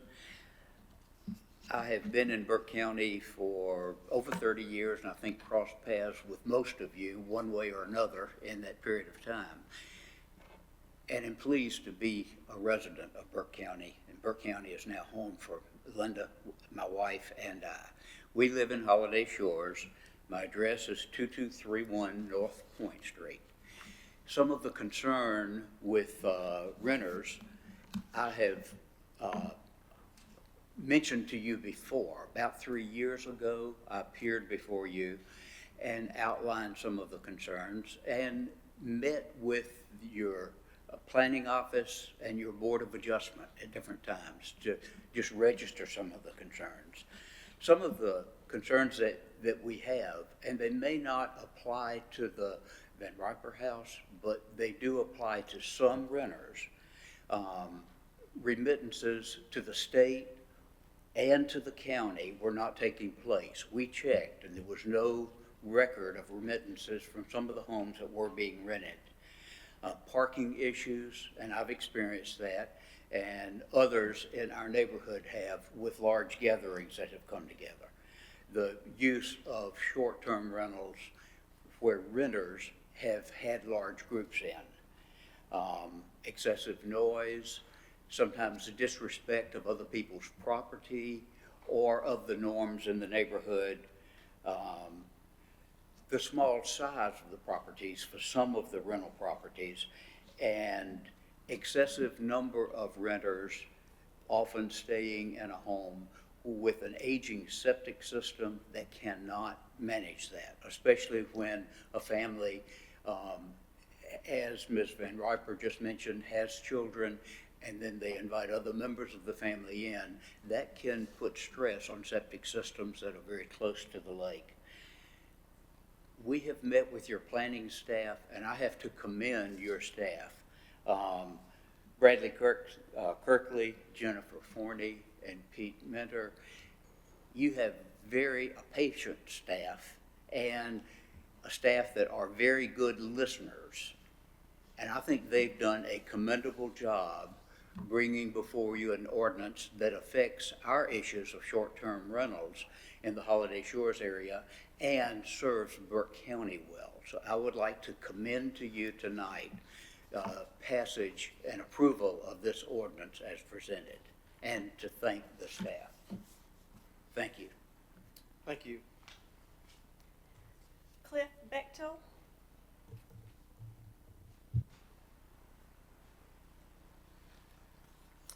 I'm going to go by my notes, I hope. My name is Cliff Bechtel. I reside at 1621 Linville Point. I'm a registered voter and a permanent resident of Burke County for about 25 years now.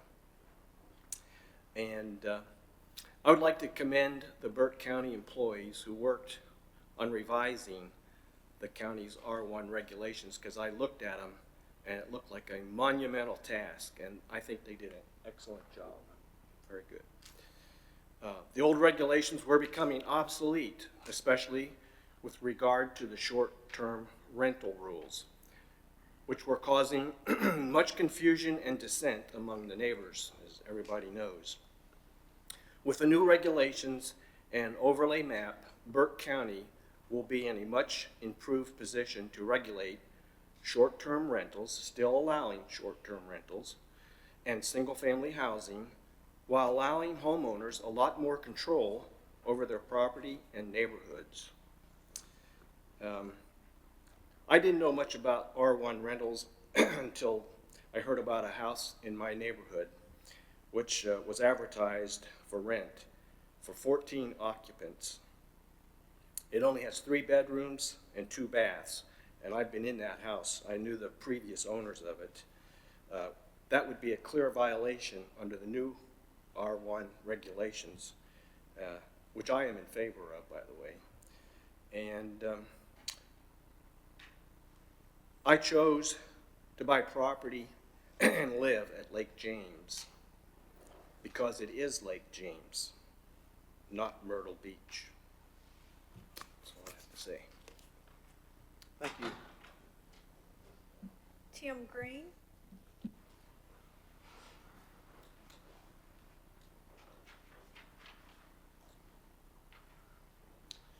Tim Green, 6181 North Shore Drive.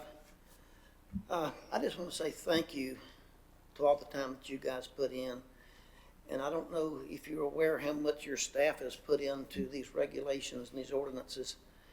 Nobody likes to be regulated, including any of us. But there comes a time that you have to. The lady that was up here before, Ms. Van Riper, said that people drive by her house, and this is true. Everybody drives by everybody's house on Holiday Shores because we have community watch and we do drive around. It's for everybody's good. But these regulations are not about Holiday Shores in itself. They're about the county-wide. And everybody in this county has a right to live in their home. And when they have their home, when you go home, you're home. And all we're trying to do with these regulations is have some kind of security that when you're home, you have that privacy of your home. So thank you, all the staff and all the work you guys have put into it. I do approve of these new regulations. I know it was a lot of work because I talked to a lot of the guys. We attended a lot of the meetings and just approve of the good job you're doing. Thank you, each and every one of you. That's all the cards I have, Mr. Chairman. All right, thank you, Madam Clerk. Do we have anybody else tonight to speak to this matter? Hearing none, I'll close the public hearing at this time.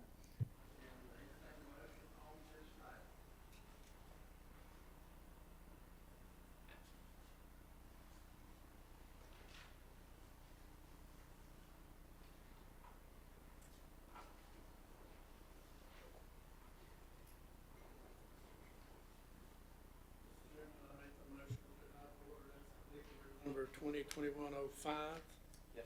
extending the existing Burke County zoning ordinance in its entirety and adopting the new Burke County zoning ordinance in its entirety in reference to zoning text amendment CTA 2021-01, and to adopt the following text amendment, consistency statement. Zoning text amendment ZTA 2021-01 is reasonable and conforms with the county's adoptive comprehensive plan and is in the public interest. All right, thank you, Commissioner Taylor.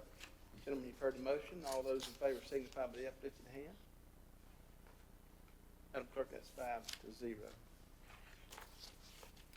Brings us to item number 4, zoning map amendment ZMA 2021-04 in public hearing. Again, presented by Shane Prisby. Shane? Thank you, Mr. Chairman and members of the board. As part of the new zoning ordinance, the Community Development Department is proposing that all parcels currently zoned as Conservation Estate Lot District, or CDE, be rezoned to the new Unified Conservation District. All right, thank you, Shane. Gentlemen, you've had this information. Any questions for Shane before I open the public hearing? Hearing none, I'll open the public hearing at this time. Do we have anybody here tonight to speak to ZMA 2021-04? I have no cards, Mr. Chairman. Anyone in the audience tonight to speak to this matter? Hearing none, I'll close the public hearing and entertain a motion on this item. Mr. Chairman, I move to adopt an ordinance amending the Burke County zoning map as it relates to ZMA 2021-04, including Exhibit A, the affected parcel list, and the statement of consistency statement. The proposed rezoning would consolidate all existing conservation districts, including the Conservation Estate Lot District, into one conservation district. This change would remain in compliance with the 2016-2030 Burke County Strategic Land Use Plan. Thank you, Commissioner Mulwee. Those in favor of that motion signify by the uplifted hand. Madam Clerk, that's 5-0. Item 5, zoning map amendment ZMA 2021-05 in public hearing, again presented by Shane Prisby. Thank you, Mr. Chairman and members of the board. As part of the new zoning ordinance, the Community Development Department is proposing that all parcels currently zoned as Conservation Estate Lot Conditional District, or CDECD, be rezoned to the new Unified Conservation District. Thank you, Shane. Any questions for Shane on this item? Hearing none, I'll open the public hearing at this time. May I ask a question? Is this part of the state park property now as it exists? I believe, yes, it is. It is.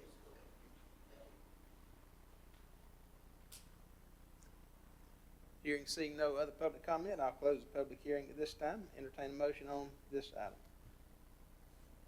Mr. Chairman, I move to adopt ordinance number 2021-07, amending the Burke County zoning map as it relates to CMA 2021-05, including Exhibit A, affected parcels list, and adopt the following consistency statement.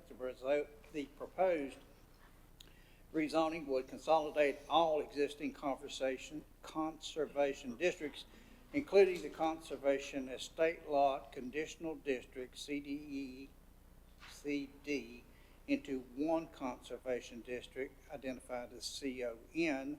This change would remain in compliance with the 2016 through 2030 Burke County Strategic Use Plan. Thank you, Commissioner Carswell. Gentlemen, you've heard the motion. All those in favor signify by the uplifted hand. Madam Clerk, 5-0.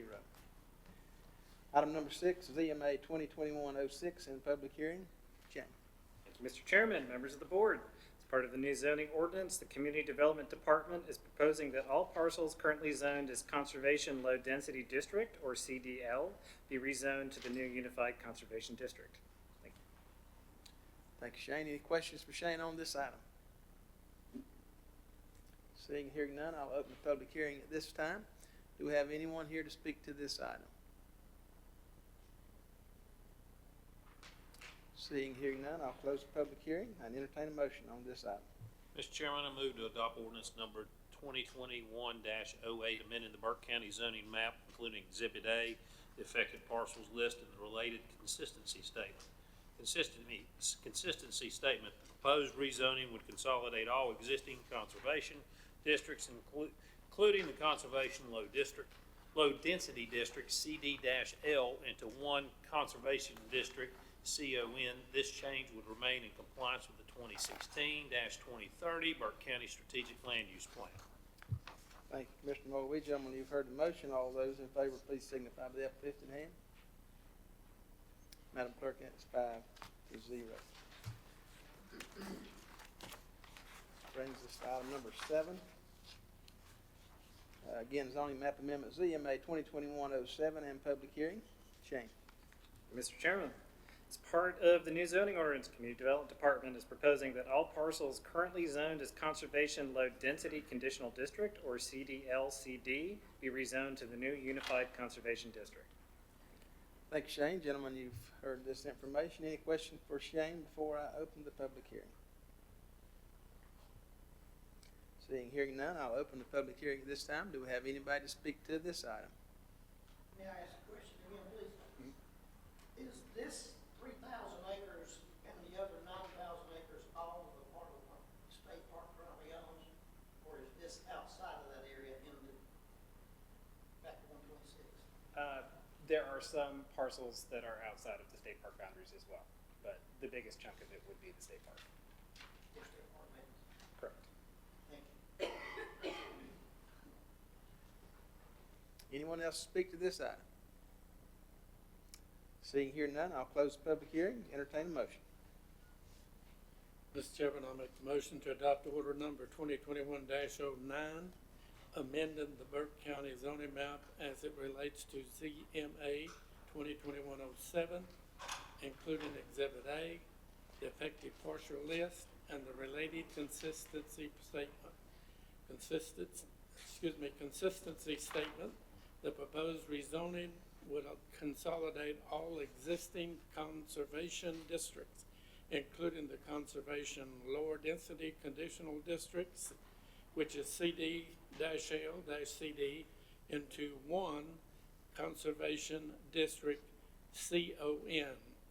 This change would remain in compliance with 2016-2030 Burke County Strategic Land Use Plan. Thank you, Commissioner Taylor. Gentlemen, you've heard the motion. All those in favor signify. Question before we vote, Mr. Chairman. Yes, sir.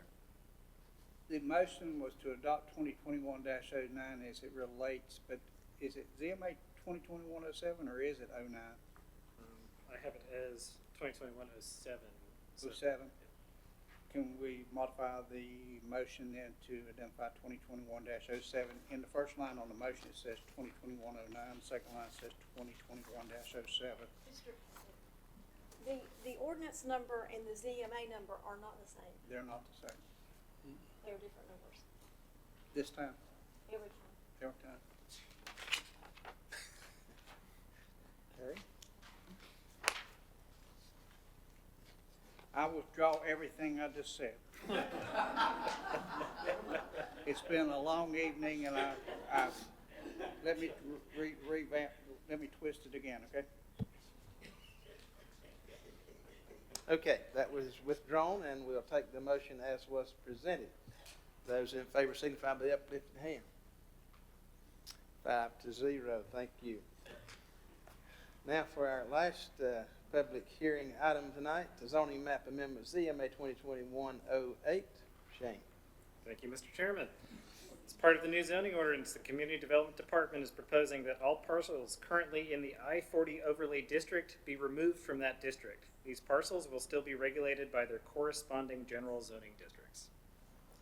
Thank you, Shane. Any questions for Shane before I open the public hearing? Shane, just want to make a comment and thank all of you for your hard work for putting all the time and effort in this, cleaning this up. Thank you. Mr. Chairman, I had more questions than pre-agenda, and by the way, for you people who think we don't ask questions, most of them are asked during pre-agenda, so we don't repeat them in our regular meeting. But I ask a lot of questions. I also had the privilege to confer with several people, a couple of them who also go to church with me. And I thought maybe we'd get some resistance to this, Shane, but all of them seem to be happy with it. So I wanted to tell you that. And for you people who want to be a county commissioner, we welcome you.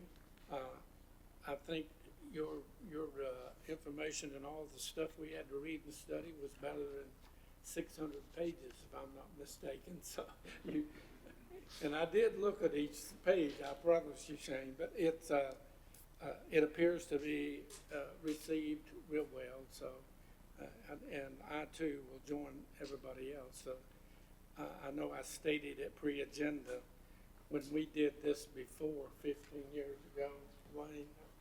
We thought when we'd completed it, we'd climb Mount Everest. I think your people have just climbed Mount Everest with this one. So you did a great job. Thank you.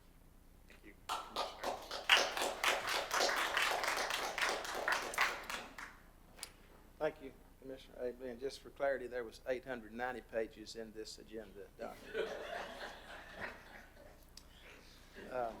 With that, I'll open the public hearing. Any want to speak to this item? Seeing, hearing none, I'll entertain a motion on this item. Close the public hearing and entertain a motion. Mr. Chairman, I move to adopt an ordinance amending the Burke County zoning map as it relates to ZMA 2021-08, including Exhibit A, the affected parcels list, and the statement of consistency, which reads, the proposed rezoning would rescind the I-40 overlay district after establishing non-residential development standards countywide through the adoption of the 2021 zoning ordinance. This change would maintain compliance with the 2016 through 2030 Burke County Strategic Use Plan. Thank you, Commissioner Carswell. Gentlemen, you've heard the motion. All those in favor signify by the uplifted hand. Madam Clerk, that is 5-0. Thank you. Gentlemen, we've been going for over 2 hours. I'm gonna, well, it looks like maybe I just need to call about a 5-minute recess, okay? Thank you all.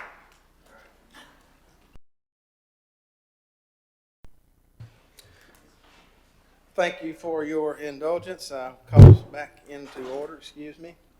At this time, we are at informal public comments, and I'll ask you to try to hold your comments to 3 minutes. And at this time, Madam Clerk, do you have anybody signed up? I sure do, Mr. Chairman. George Logan.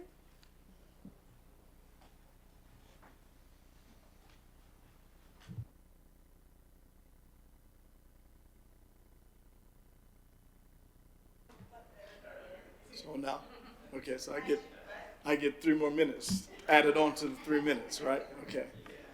I just want to first of all say thank you all again for being our county commissioners, and we appreciate you. I wanted to first just say that we're still laboring on behalf of just the removal of the Confederate monument, and I realize that there is a statute that binds you all from doing anything as public officers. However, I would say this to you all. I realize that throughout the course of this country, statutes always and laws have always been challenged if it didn't seem to be right. And I know that you all have your position. I realize that you can only do what you can do. I want to appeal to you all, just as our commissioners, to the whole county, to just, again, please hear us, understand where we're coming from. I don't know what it's like to be a commissioner, a county commissioner. And I would say, based upon just the obvious here, none of you all know what it's like to be a black man living in America, living in this community. I'm doing something right now that quite possibly my parents' parents, and my parents' parents couldn't do, and that is to stand publicly in a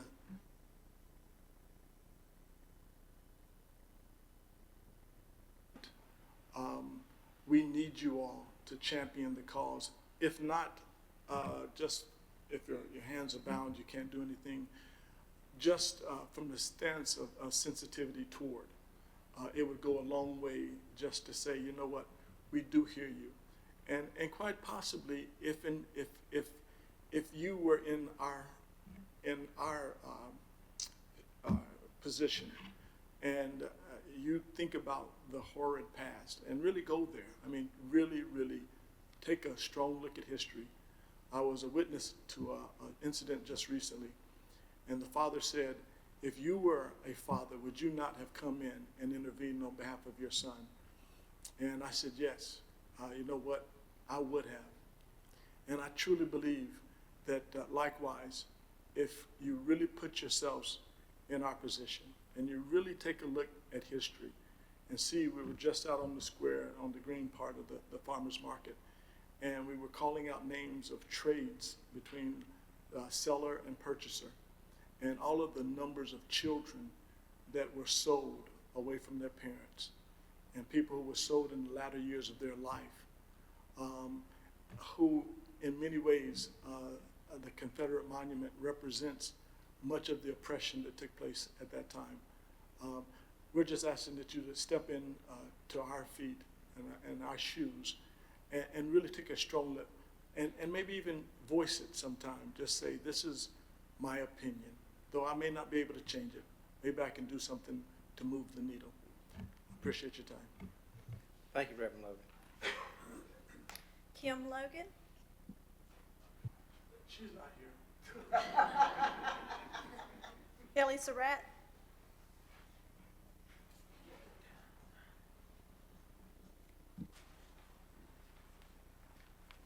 Good evening, Commissioners. Thank you for this time. My name is Kelly Surratt. I live at 102 Sharon Street, Morganton, North Carolina. I stand before you with great conviction tonight. Born and raised in Morganton, North Carolina, I am in full support of the removal of the Confederate soldier monument that stands on the courthouse lawn.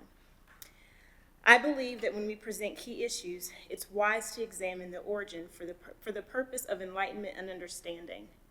I believe true accuracy in the assessment of the issue is vital in determining a conclusion.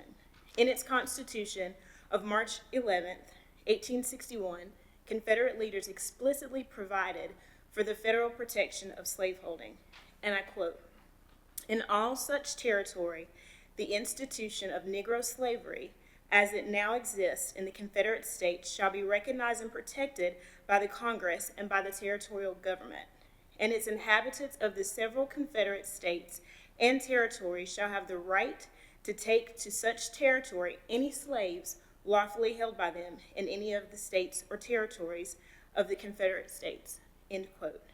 In February 1861, Raleigh's Weekly Standard newspaper warns that if war comes, quote, "the Negroes will know too, and the war is waged on their account, making them, quote, become restless and difficult to manage. Quote, the whole economic system will break down."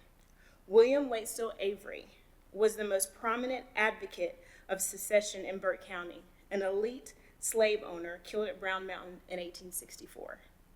The statement, "the whole economic system will break down," is where I would like to conclude my remarks.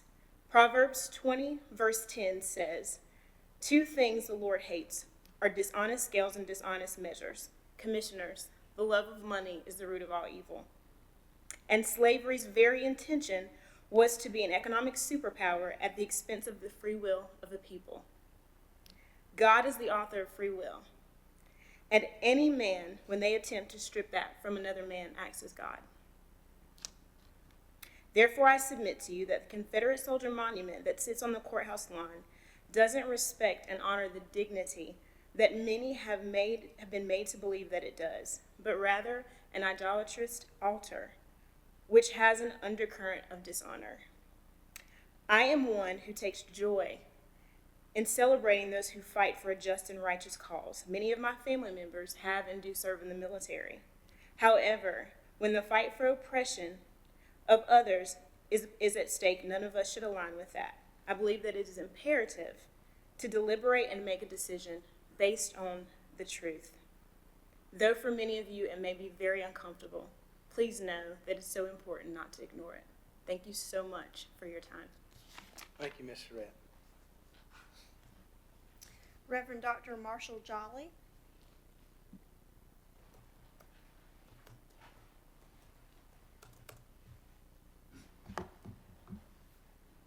Good evening. My name is Marshall Jolly, and I live at 301 South King Street here in Morganton. I also serve as rector of Grace Episcopal Church, and I appreciate the opportunity to address the commission this evening. I'm told I have 3 minutes, which is a tall order for preachers, so I'm going to get right to it. Symbols are important. They help us make sense of who we are, what we value, where we've come from. In a manner of speaking, they interpret us. We adorn our lapels with flags and wear crosses around our necks, and without ever saying a word, we communicate something about our identity and our values. I've paid close attention to the ongoing conversation over the presence of the Confederate battle flags at either end of our county, as well as to the ongoing dispute over what, if anything, to do with the Confederate monument and statue situated on the most prominent plot of ground in this county. I have listened as some have suggested that we must teach our children about the Confederacy so that we do not make those same mistakes again. And I agree with those voices. As a lifelong student of history and occasional teacher of history myself, we must teach future generations about our past, the good, the bad, and the ugly. Every church I know of here in Burke County teaches their children, and in fact all of their members, about the reality of sin and evil. Every week in my congregation we recite the Nicene Creed, which says in part that Jesus was crucified under Pontius Pilate. Just last week we baptized a new Christian, and we gave thanks that through the waters of baptism he has died to the old life of sin and is reborn into the new life of Jesus Christ. In my estimation, we couldn't call ourselves a church if we weren't committed to teaching those parts of our history and theology as Christians. But so far as I know, there is not a single Christian church in Burke County that has erected a statue of Pontius Pilate or of Satan. And you may say, and you'd be right, of course not, that would be absurd. We don't erect statues to things we don't value or things we don't idealize.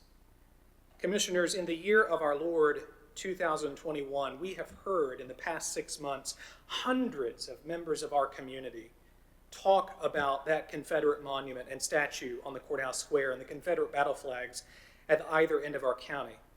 Talk about it as a source of pain and racism and a reminder of a past of unspeakable evil and oppression. It's one thing to teach about our past. It's another thing to idolize, and I use that word intentionally, a chapter of our racist, oppressive, and downright evil past. Other county commissions and communities across our state have chosen to act, and I am absolutely convinced that they are no smarter, more skilled at leadership, or more capable than any of us here in Burke County. We are, after all, I am told, all about advancing. Thank you, Reverend Jolly. Reverend Dana McKim.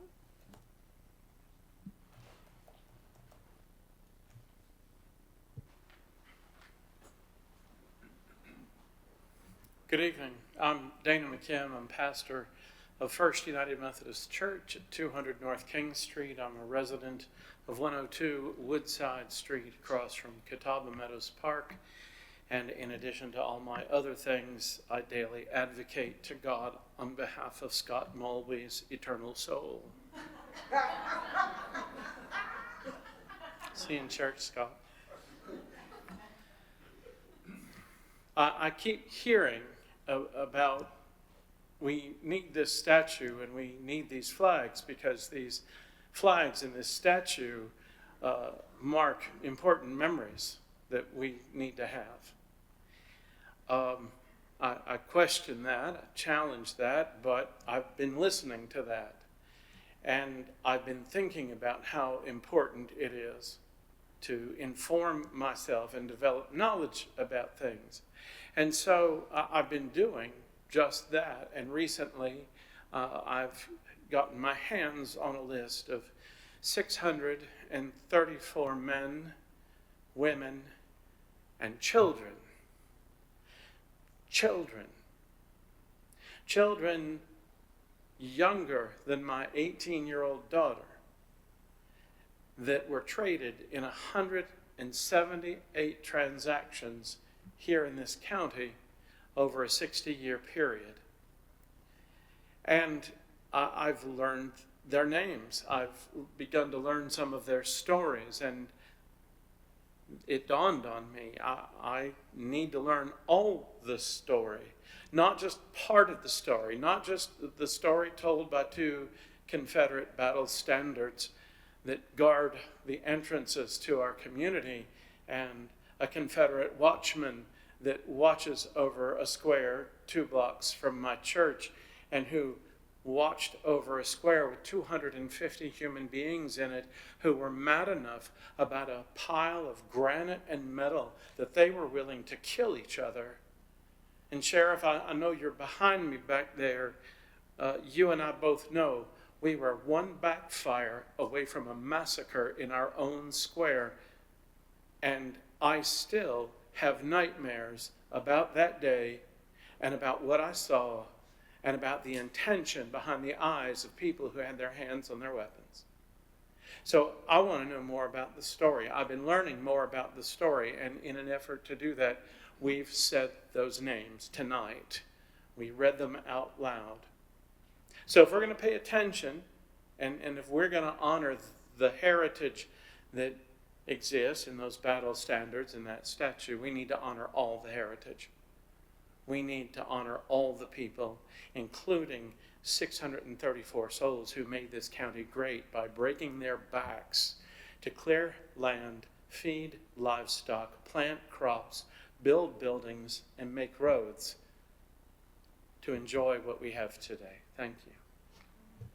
Thank you, Reverend Kim. Could you spend any more time on Moa Week?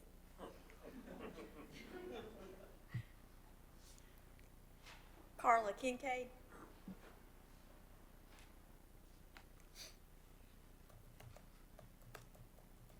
Good evening, everyone.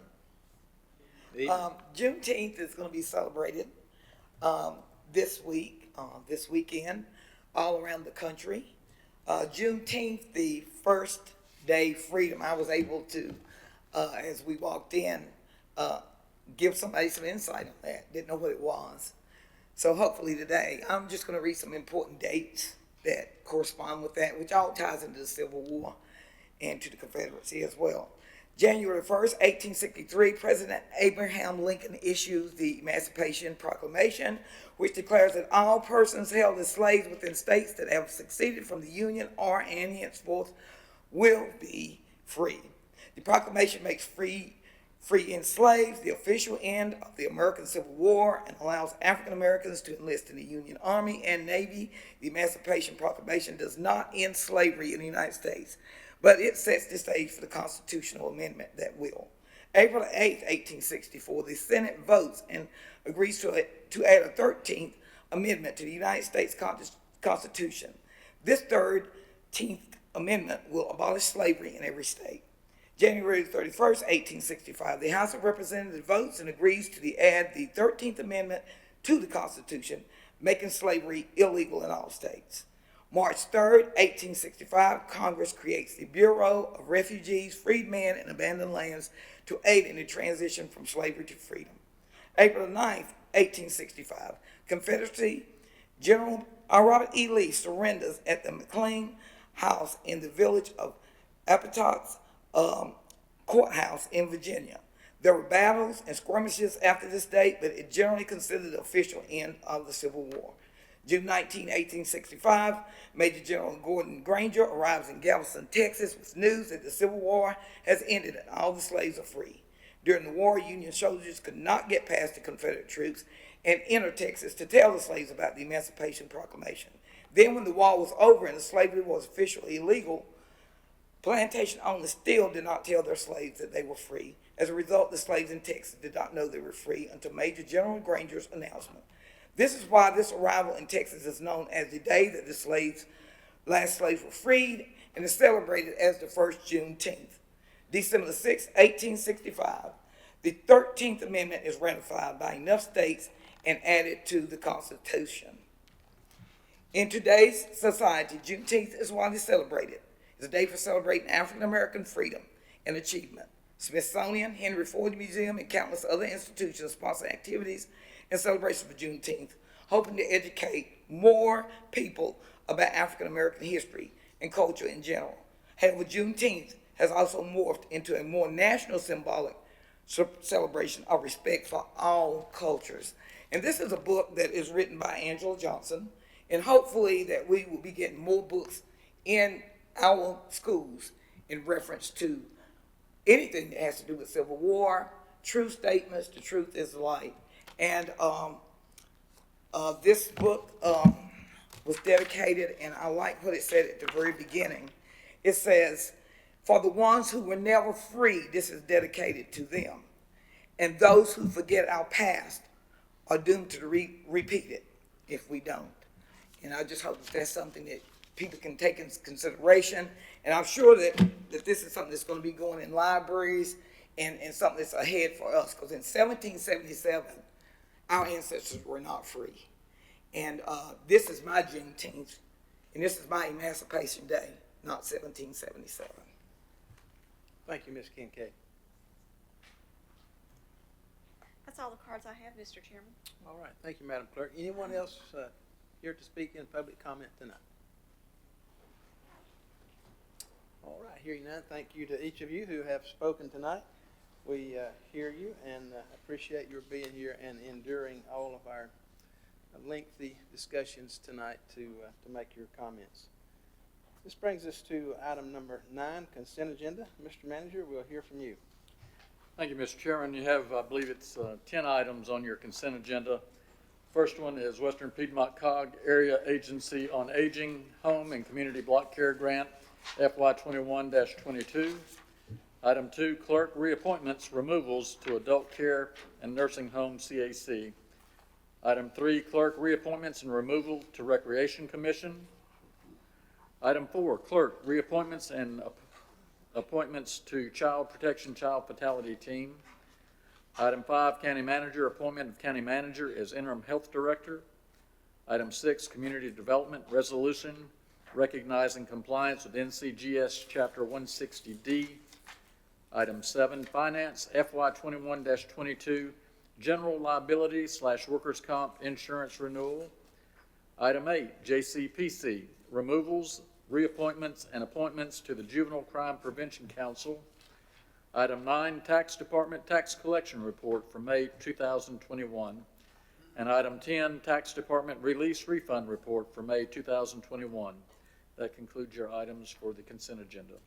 Thank you, Mr. Manager. Gentlemen, you've heard the consent agenda. All those in favor of accepting it as read, please say aye. Aye. Opposed? No, you don't like that, do you? We need a motion on that. Yes, you do. Do I hear a motion? I make the motion that we approve all 10 items as rendered. Thank you. All those in favor say aye. Aye. Opposed? No. That's all of us, Madam Clerk. Thank you. Item 10, we have 2 items for decision tonight. First item comes from the Health Department, 2020 State of the County Health Report and COVID-19 Review. This will be presented by Lisa Moore, and I guess Ms. McLeod. So it's just going to be Lisa Moore. Got on out of here, didn't she? I let the boss go home early, so it's left up to me. So thank you, commissioners, and we're going to fly through this really quickly since you saved the best for last. So you should all have gotten the copy of the 2020 State of the County Health Report. Just to remind you, this is a supplemental document that we have to do every year in between our community health needs assessments. So our last one was 2019 was our last assessment. So this is our first 2020 State of the County Health Report. This one is a little bit different than the reports that we have done before, since all of our year last year consumed with COVID, not only in our county, but our country and our state. So most of the questions that they were asking was and is pertaining to what happened during that year in regards to Burke County. What did we do? So the questions that were posed to us to answer were, what was the progress on our community health improvement plan? What was morbidity, mortality changes since the last community health needs assessment? What are the emerging issues since the last assessment? And what were any new, paused, or discontinued initiatives since our last assessment? So those are the questions that we answered in that 2020 report that you have. And since the pandemic kind of derailed a lot of what happened, our Burke Wellness Initiative groups did meet virtually all last year to finish our community health improvement plan. It was submitted on time, and is a great plan for us moving forward. There will be some changes as we move, because as you see in the report, the state is moving from a paper-based reporting system to a more web-based data collection scorecard moving forward. So those things that we inputted before and used are going to be much different. So we have to take our plan and then move those strategies and interventions to that scorecard data-based intervention and put all those in there and figure out how that's going to work. So that's what we're doing at the moment, is trying to fix how that scorecard is going to be done. And as soon as it is completed and finished, we will let the community know, because they will have access to be able to go in and see in real time what does the progress on our community health improvement plan look like moving forward. So as soon as we get all of that, the new person in my position will let everyone know how that's going to roll out. The question on the information about morbidity and mortality for information purposes, we have that COVID dashboard that most every citizen in the county should know about, and has been going now for a year and is still current and updated every day. But we had to put a few demographics in here about that. So what you have, the number of cumulative cases was based on the date the report was sent in, but those cumulative numbers and case reports are on that data dashboard and is updated before midnight every day. So those informations is more current. The section of the report discusses emerging issues. There's a couple of issues that came up really glaringly over the last year that we are going to, or moving forward, committees are going to have to, in which Johnny alluded to, the lawsuit settlement that will be coming, hopefully will help steer back into the positive direction we were moving in before COVID hit. One of the alarming issues in the county is the sharp increase in our overdoses and overdose deaths that we've had over the last year. In the first 4 months of this year, we have had over 200 overdoses or overdose deaths in just that 4 months. So instead of where we were making wonderful positive inroads in that area, we are moving backwards. So hopefully, and with fentanyl coming on the scene and causing a lot more of those overdose deaths in response to that. So hopefully the group is going to be able to, since a lot of the problem came in when they stopped in-person counseling and treatment.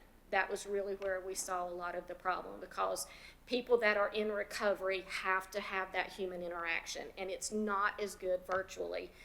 It doesn't help them move forward in their recovery. So hopefully with now everything moving back to in-person, that is going to show a big positive move. The other thing that we noticed was the increase in mild to severe mental health issues due to being isolated.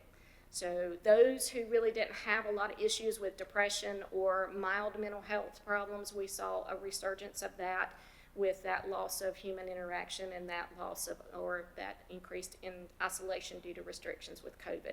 So we're hoping a lot of that with the mild to moderate mental health issues will reverse themselves with the easing of restrictions. So that is something else that the group is going to have to look at and maintain and make sure that that changes.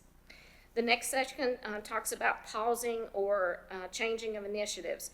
So every 3 years when we do our community health needs assessment, we reevaluate those priorities to see what does the community really want to see a change in. So from 16 to 19, those kind of changed. So there were 2 of the 3 initiatives from 2016 that we paused or have stopped for right now, and that was poverty and was mental health. So we're going to pause those, and our focus this time when the priorities are going to be heart disease, stroke, and substance use disorder.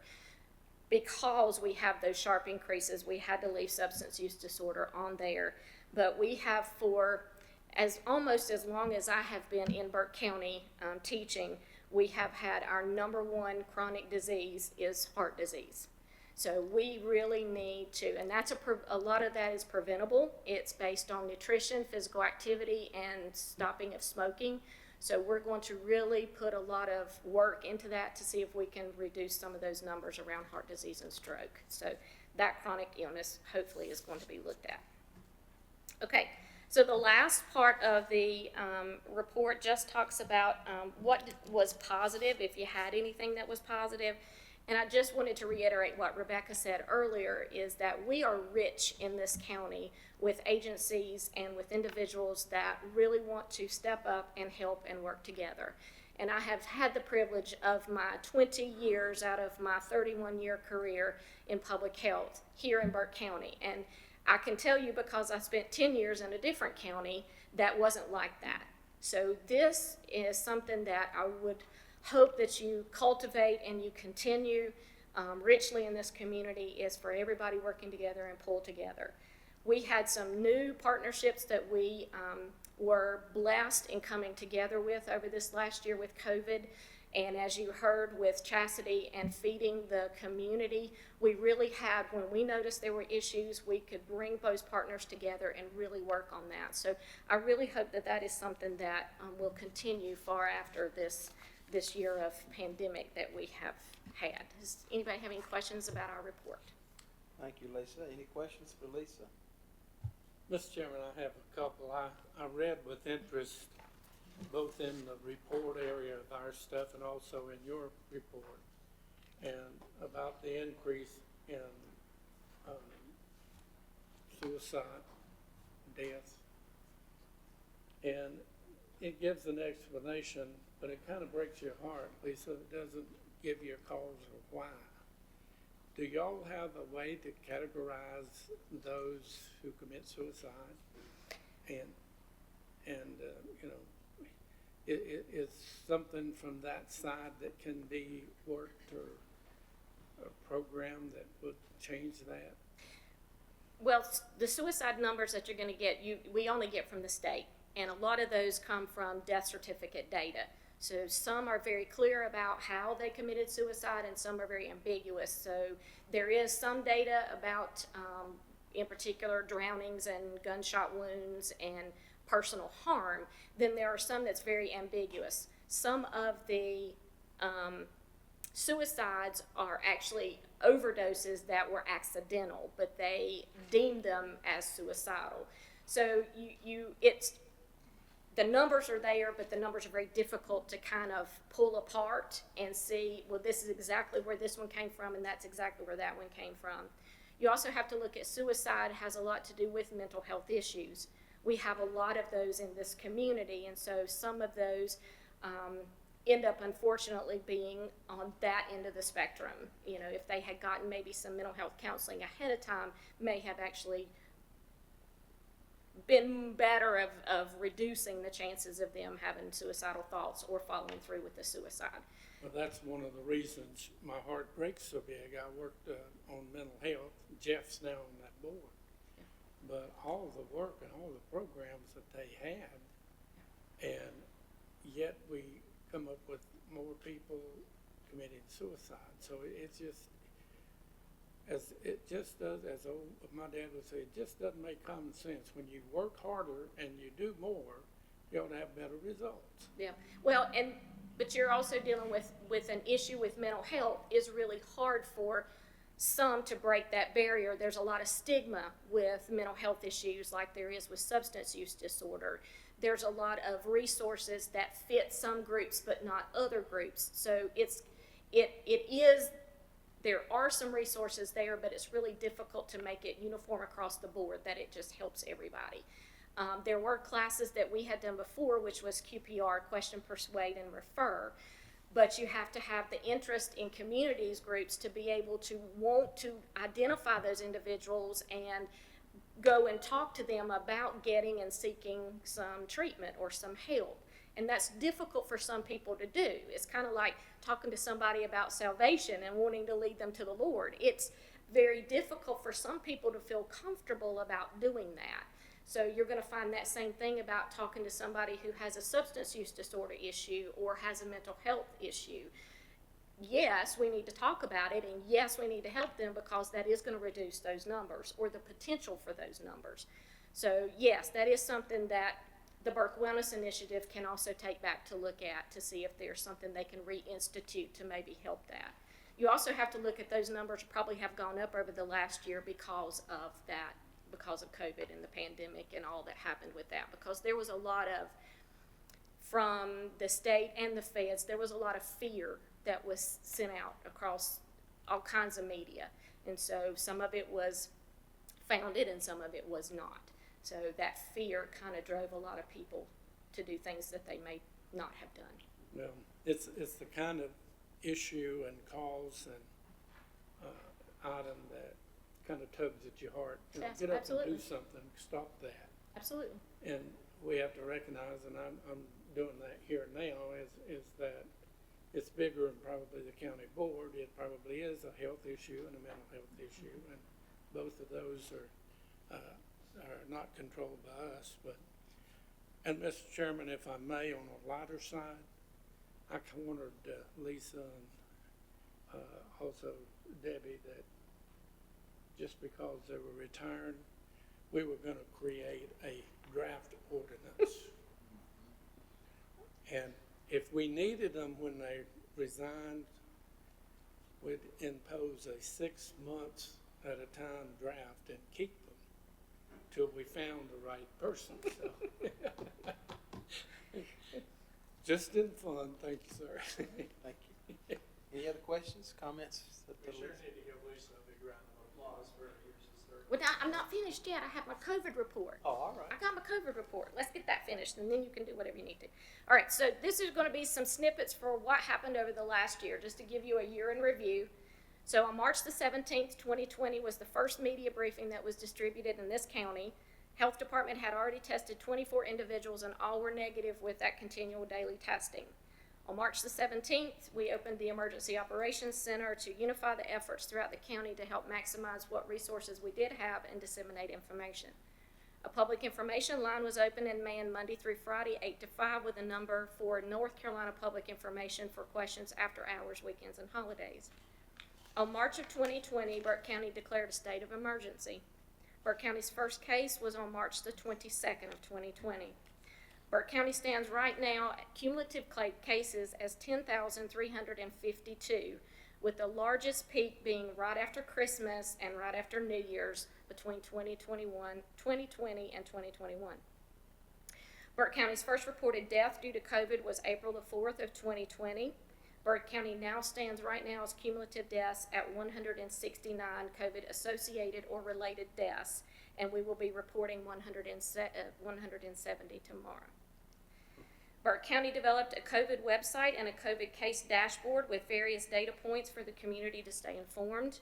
Since March 17th, Burke County has disseminated over 350 media briefings for local media outlets, Joint Information Committee, local agencies, and was posted on social media and COVID web pages. We have regularly pushed out guidance and state mandates to every business or group affected by the information set forth, so all would be up to date with current restrictions and or guidance. We use the numerous avenues to post and disseminate critical information to keep everyone as updated as possible when we move through the pandemic.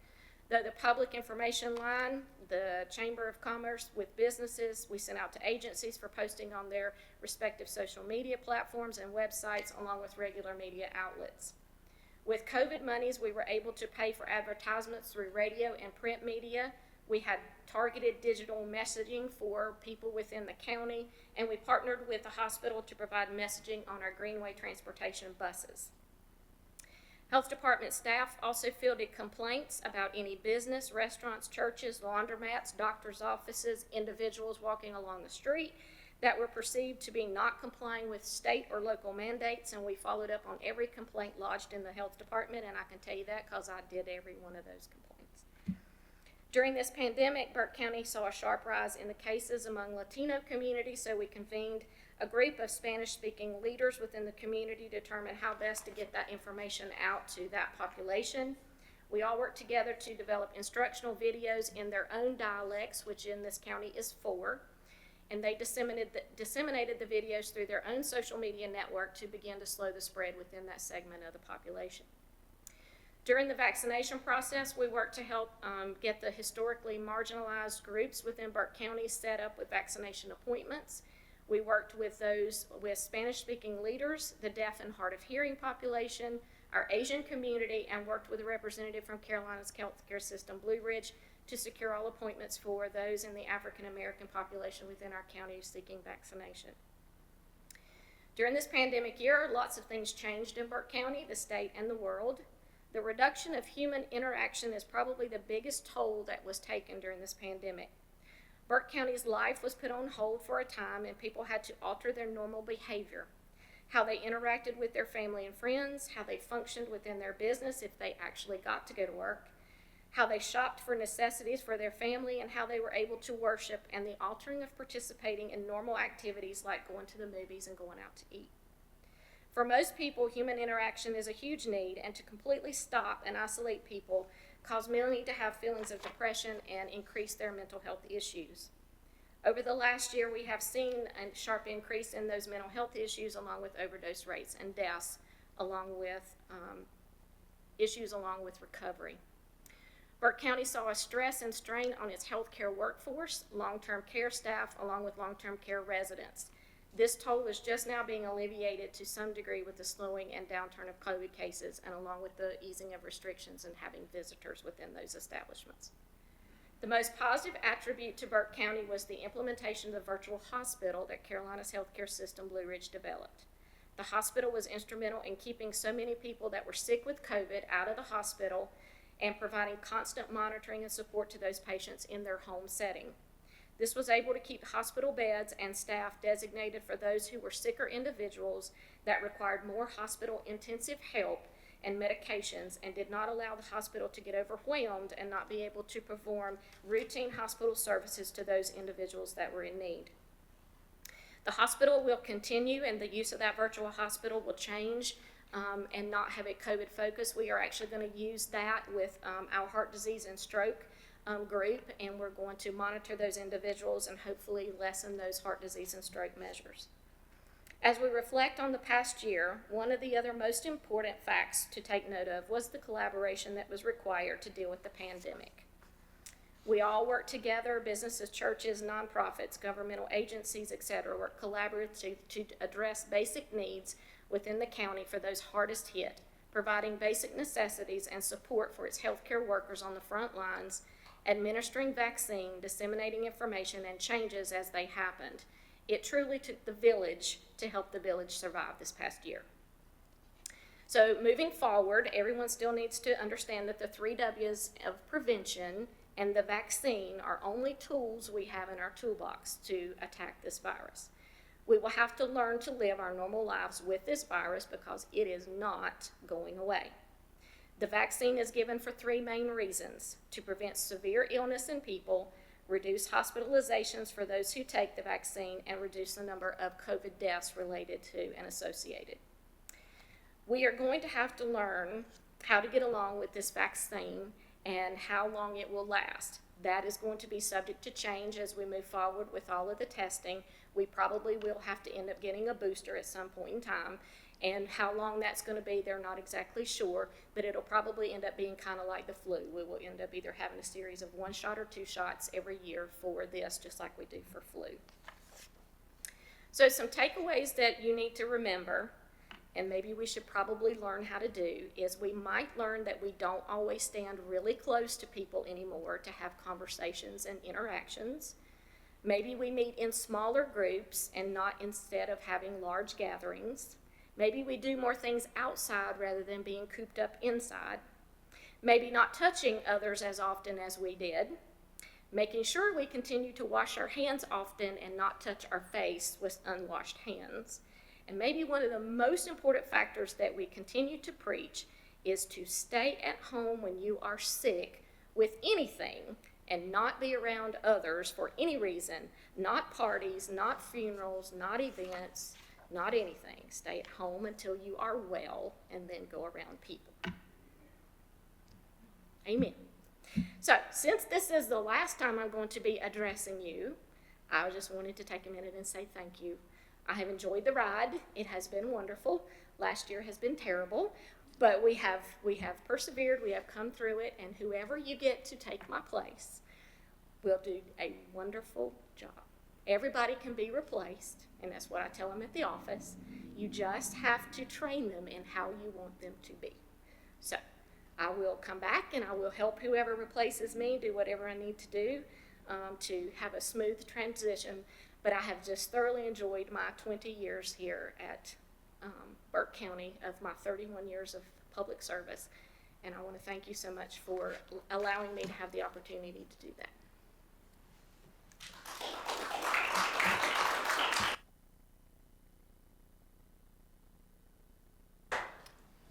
Thank you, Lisa, and I know I speak for this board. We can't thank you enough for the service that you've provided. It is a team effort. It's nobody does this kind of work alone, and Rebecca told us that earlier, and we know you've been a big part of the team, and we just want to, again, thank you for what you've done. Any questions to Lisa?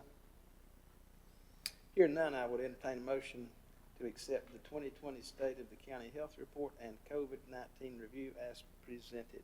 So moved, Mr. Chairman. Thank you, Wayne. Those in favor say aye. Aye. Opposed, no. So everybody, Madam Clerk.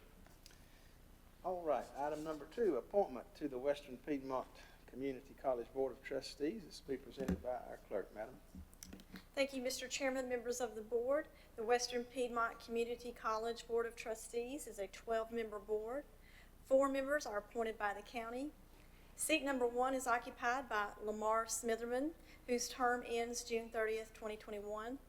Mr. Smitherman is seeking reappointment, and an application was also received from James Huffman.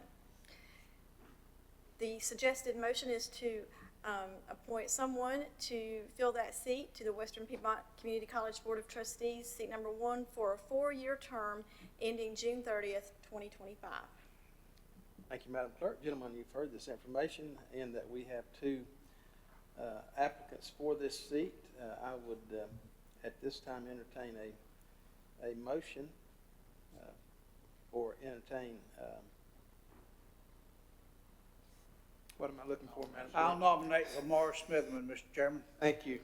You're welcome, sir. Don't know why I'm confused at this point, but You're as confused as I was. we have a nomination of Lamar Smithman. Do I hear any other nominations?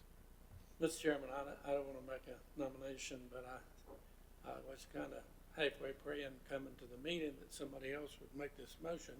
I know both these gentlemen, and both are very qualified and good people. So it was, and I like both of them. So it's a hard decision, so I'm glad somebody else made the motion. Right. We had a motion for Lamar Smitherman. Any other motions? Hearing none, I'll close the motion and take a vote. All those in favor of Lamar Smitherman to fill this seat for Western Piedmont Community College Board of Trustees signify by the uplifted hand. Madam Clerk, that's 5-0. All right, item 11, reports and comments. I'll open the floor for reports and comments at this time, and we'll start down there with Attorney Simpson. I'll be brief. Thank you.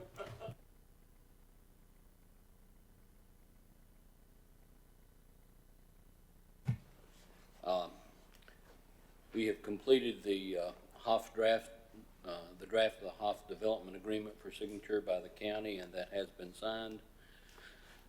We have drafted an offer to purchase and contract for certain property the county is interested in acquiring and beginning the title search concerning that.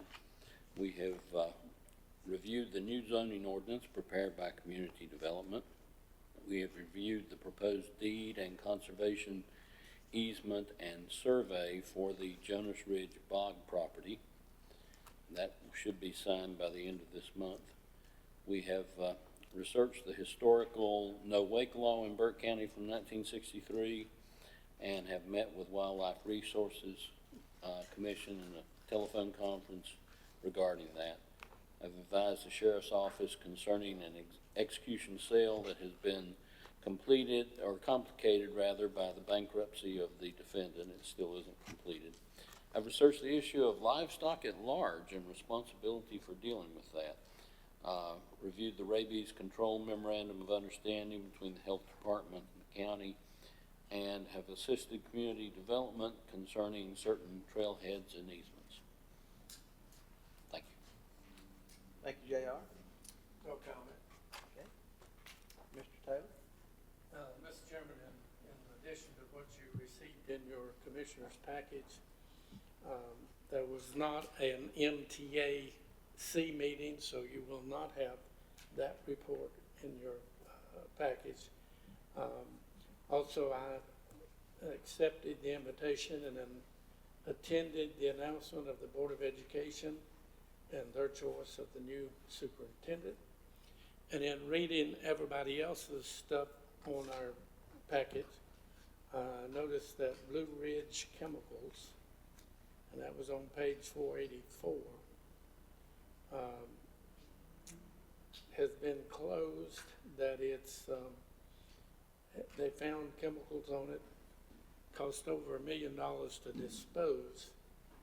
And my surprise to that is that we were not apprised of that.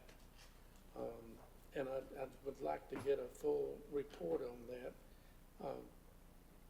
It appears that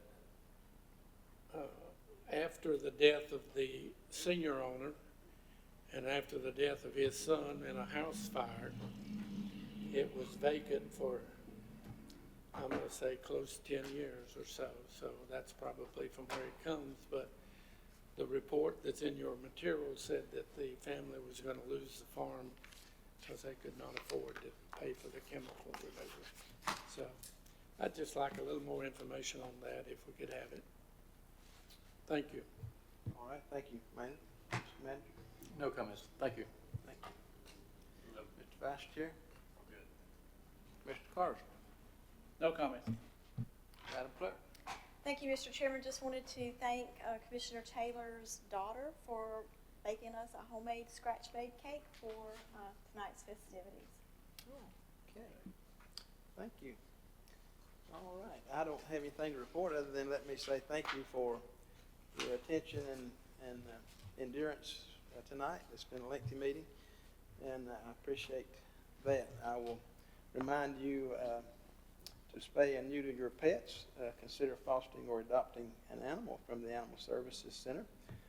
Don't litter. We continue to see lots of litter around. Please help us communicate with folks about littering and picking up litter.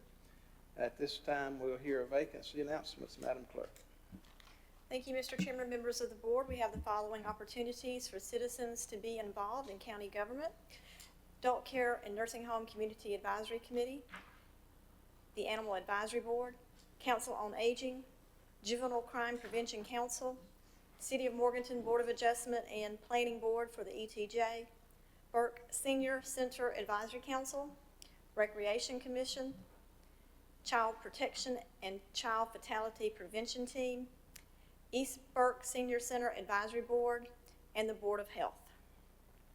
Thank you, Madam Clerk. Lots of opportunities in our county for volunteering your time, so please consider that. If you have time as a citizen to give to any of these boards and commissions, we would certainly appreciate your help. Gentlemen, we have no need for a closed session tonight, and with all that, I will entertain a motion to adjourn. So moved. All those in favor say aye. Those opposed? Ayes have it. Thank you. We stand adjourned.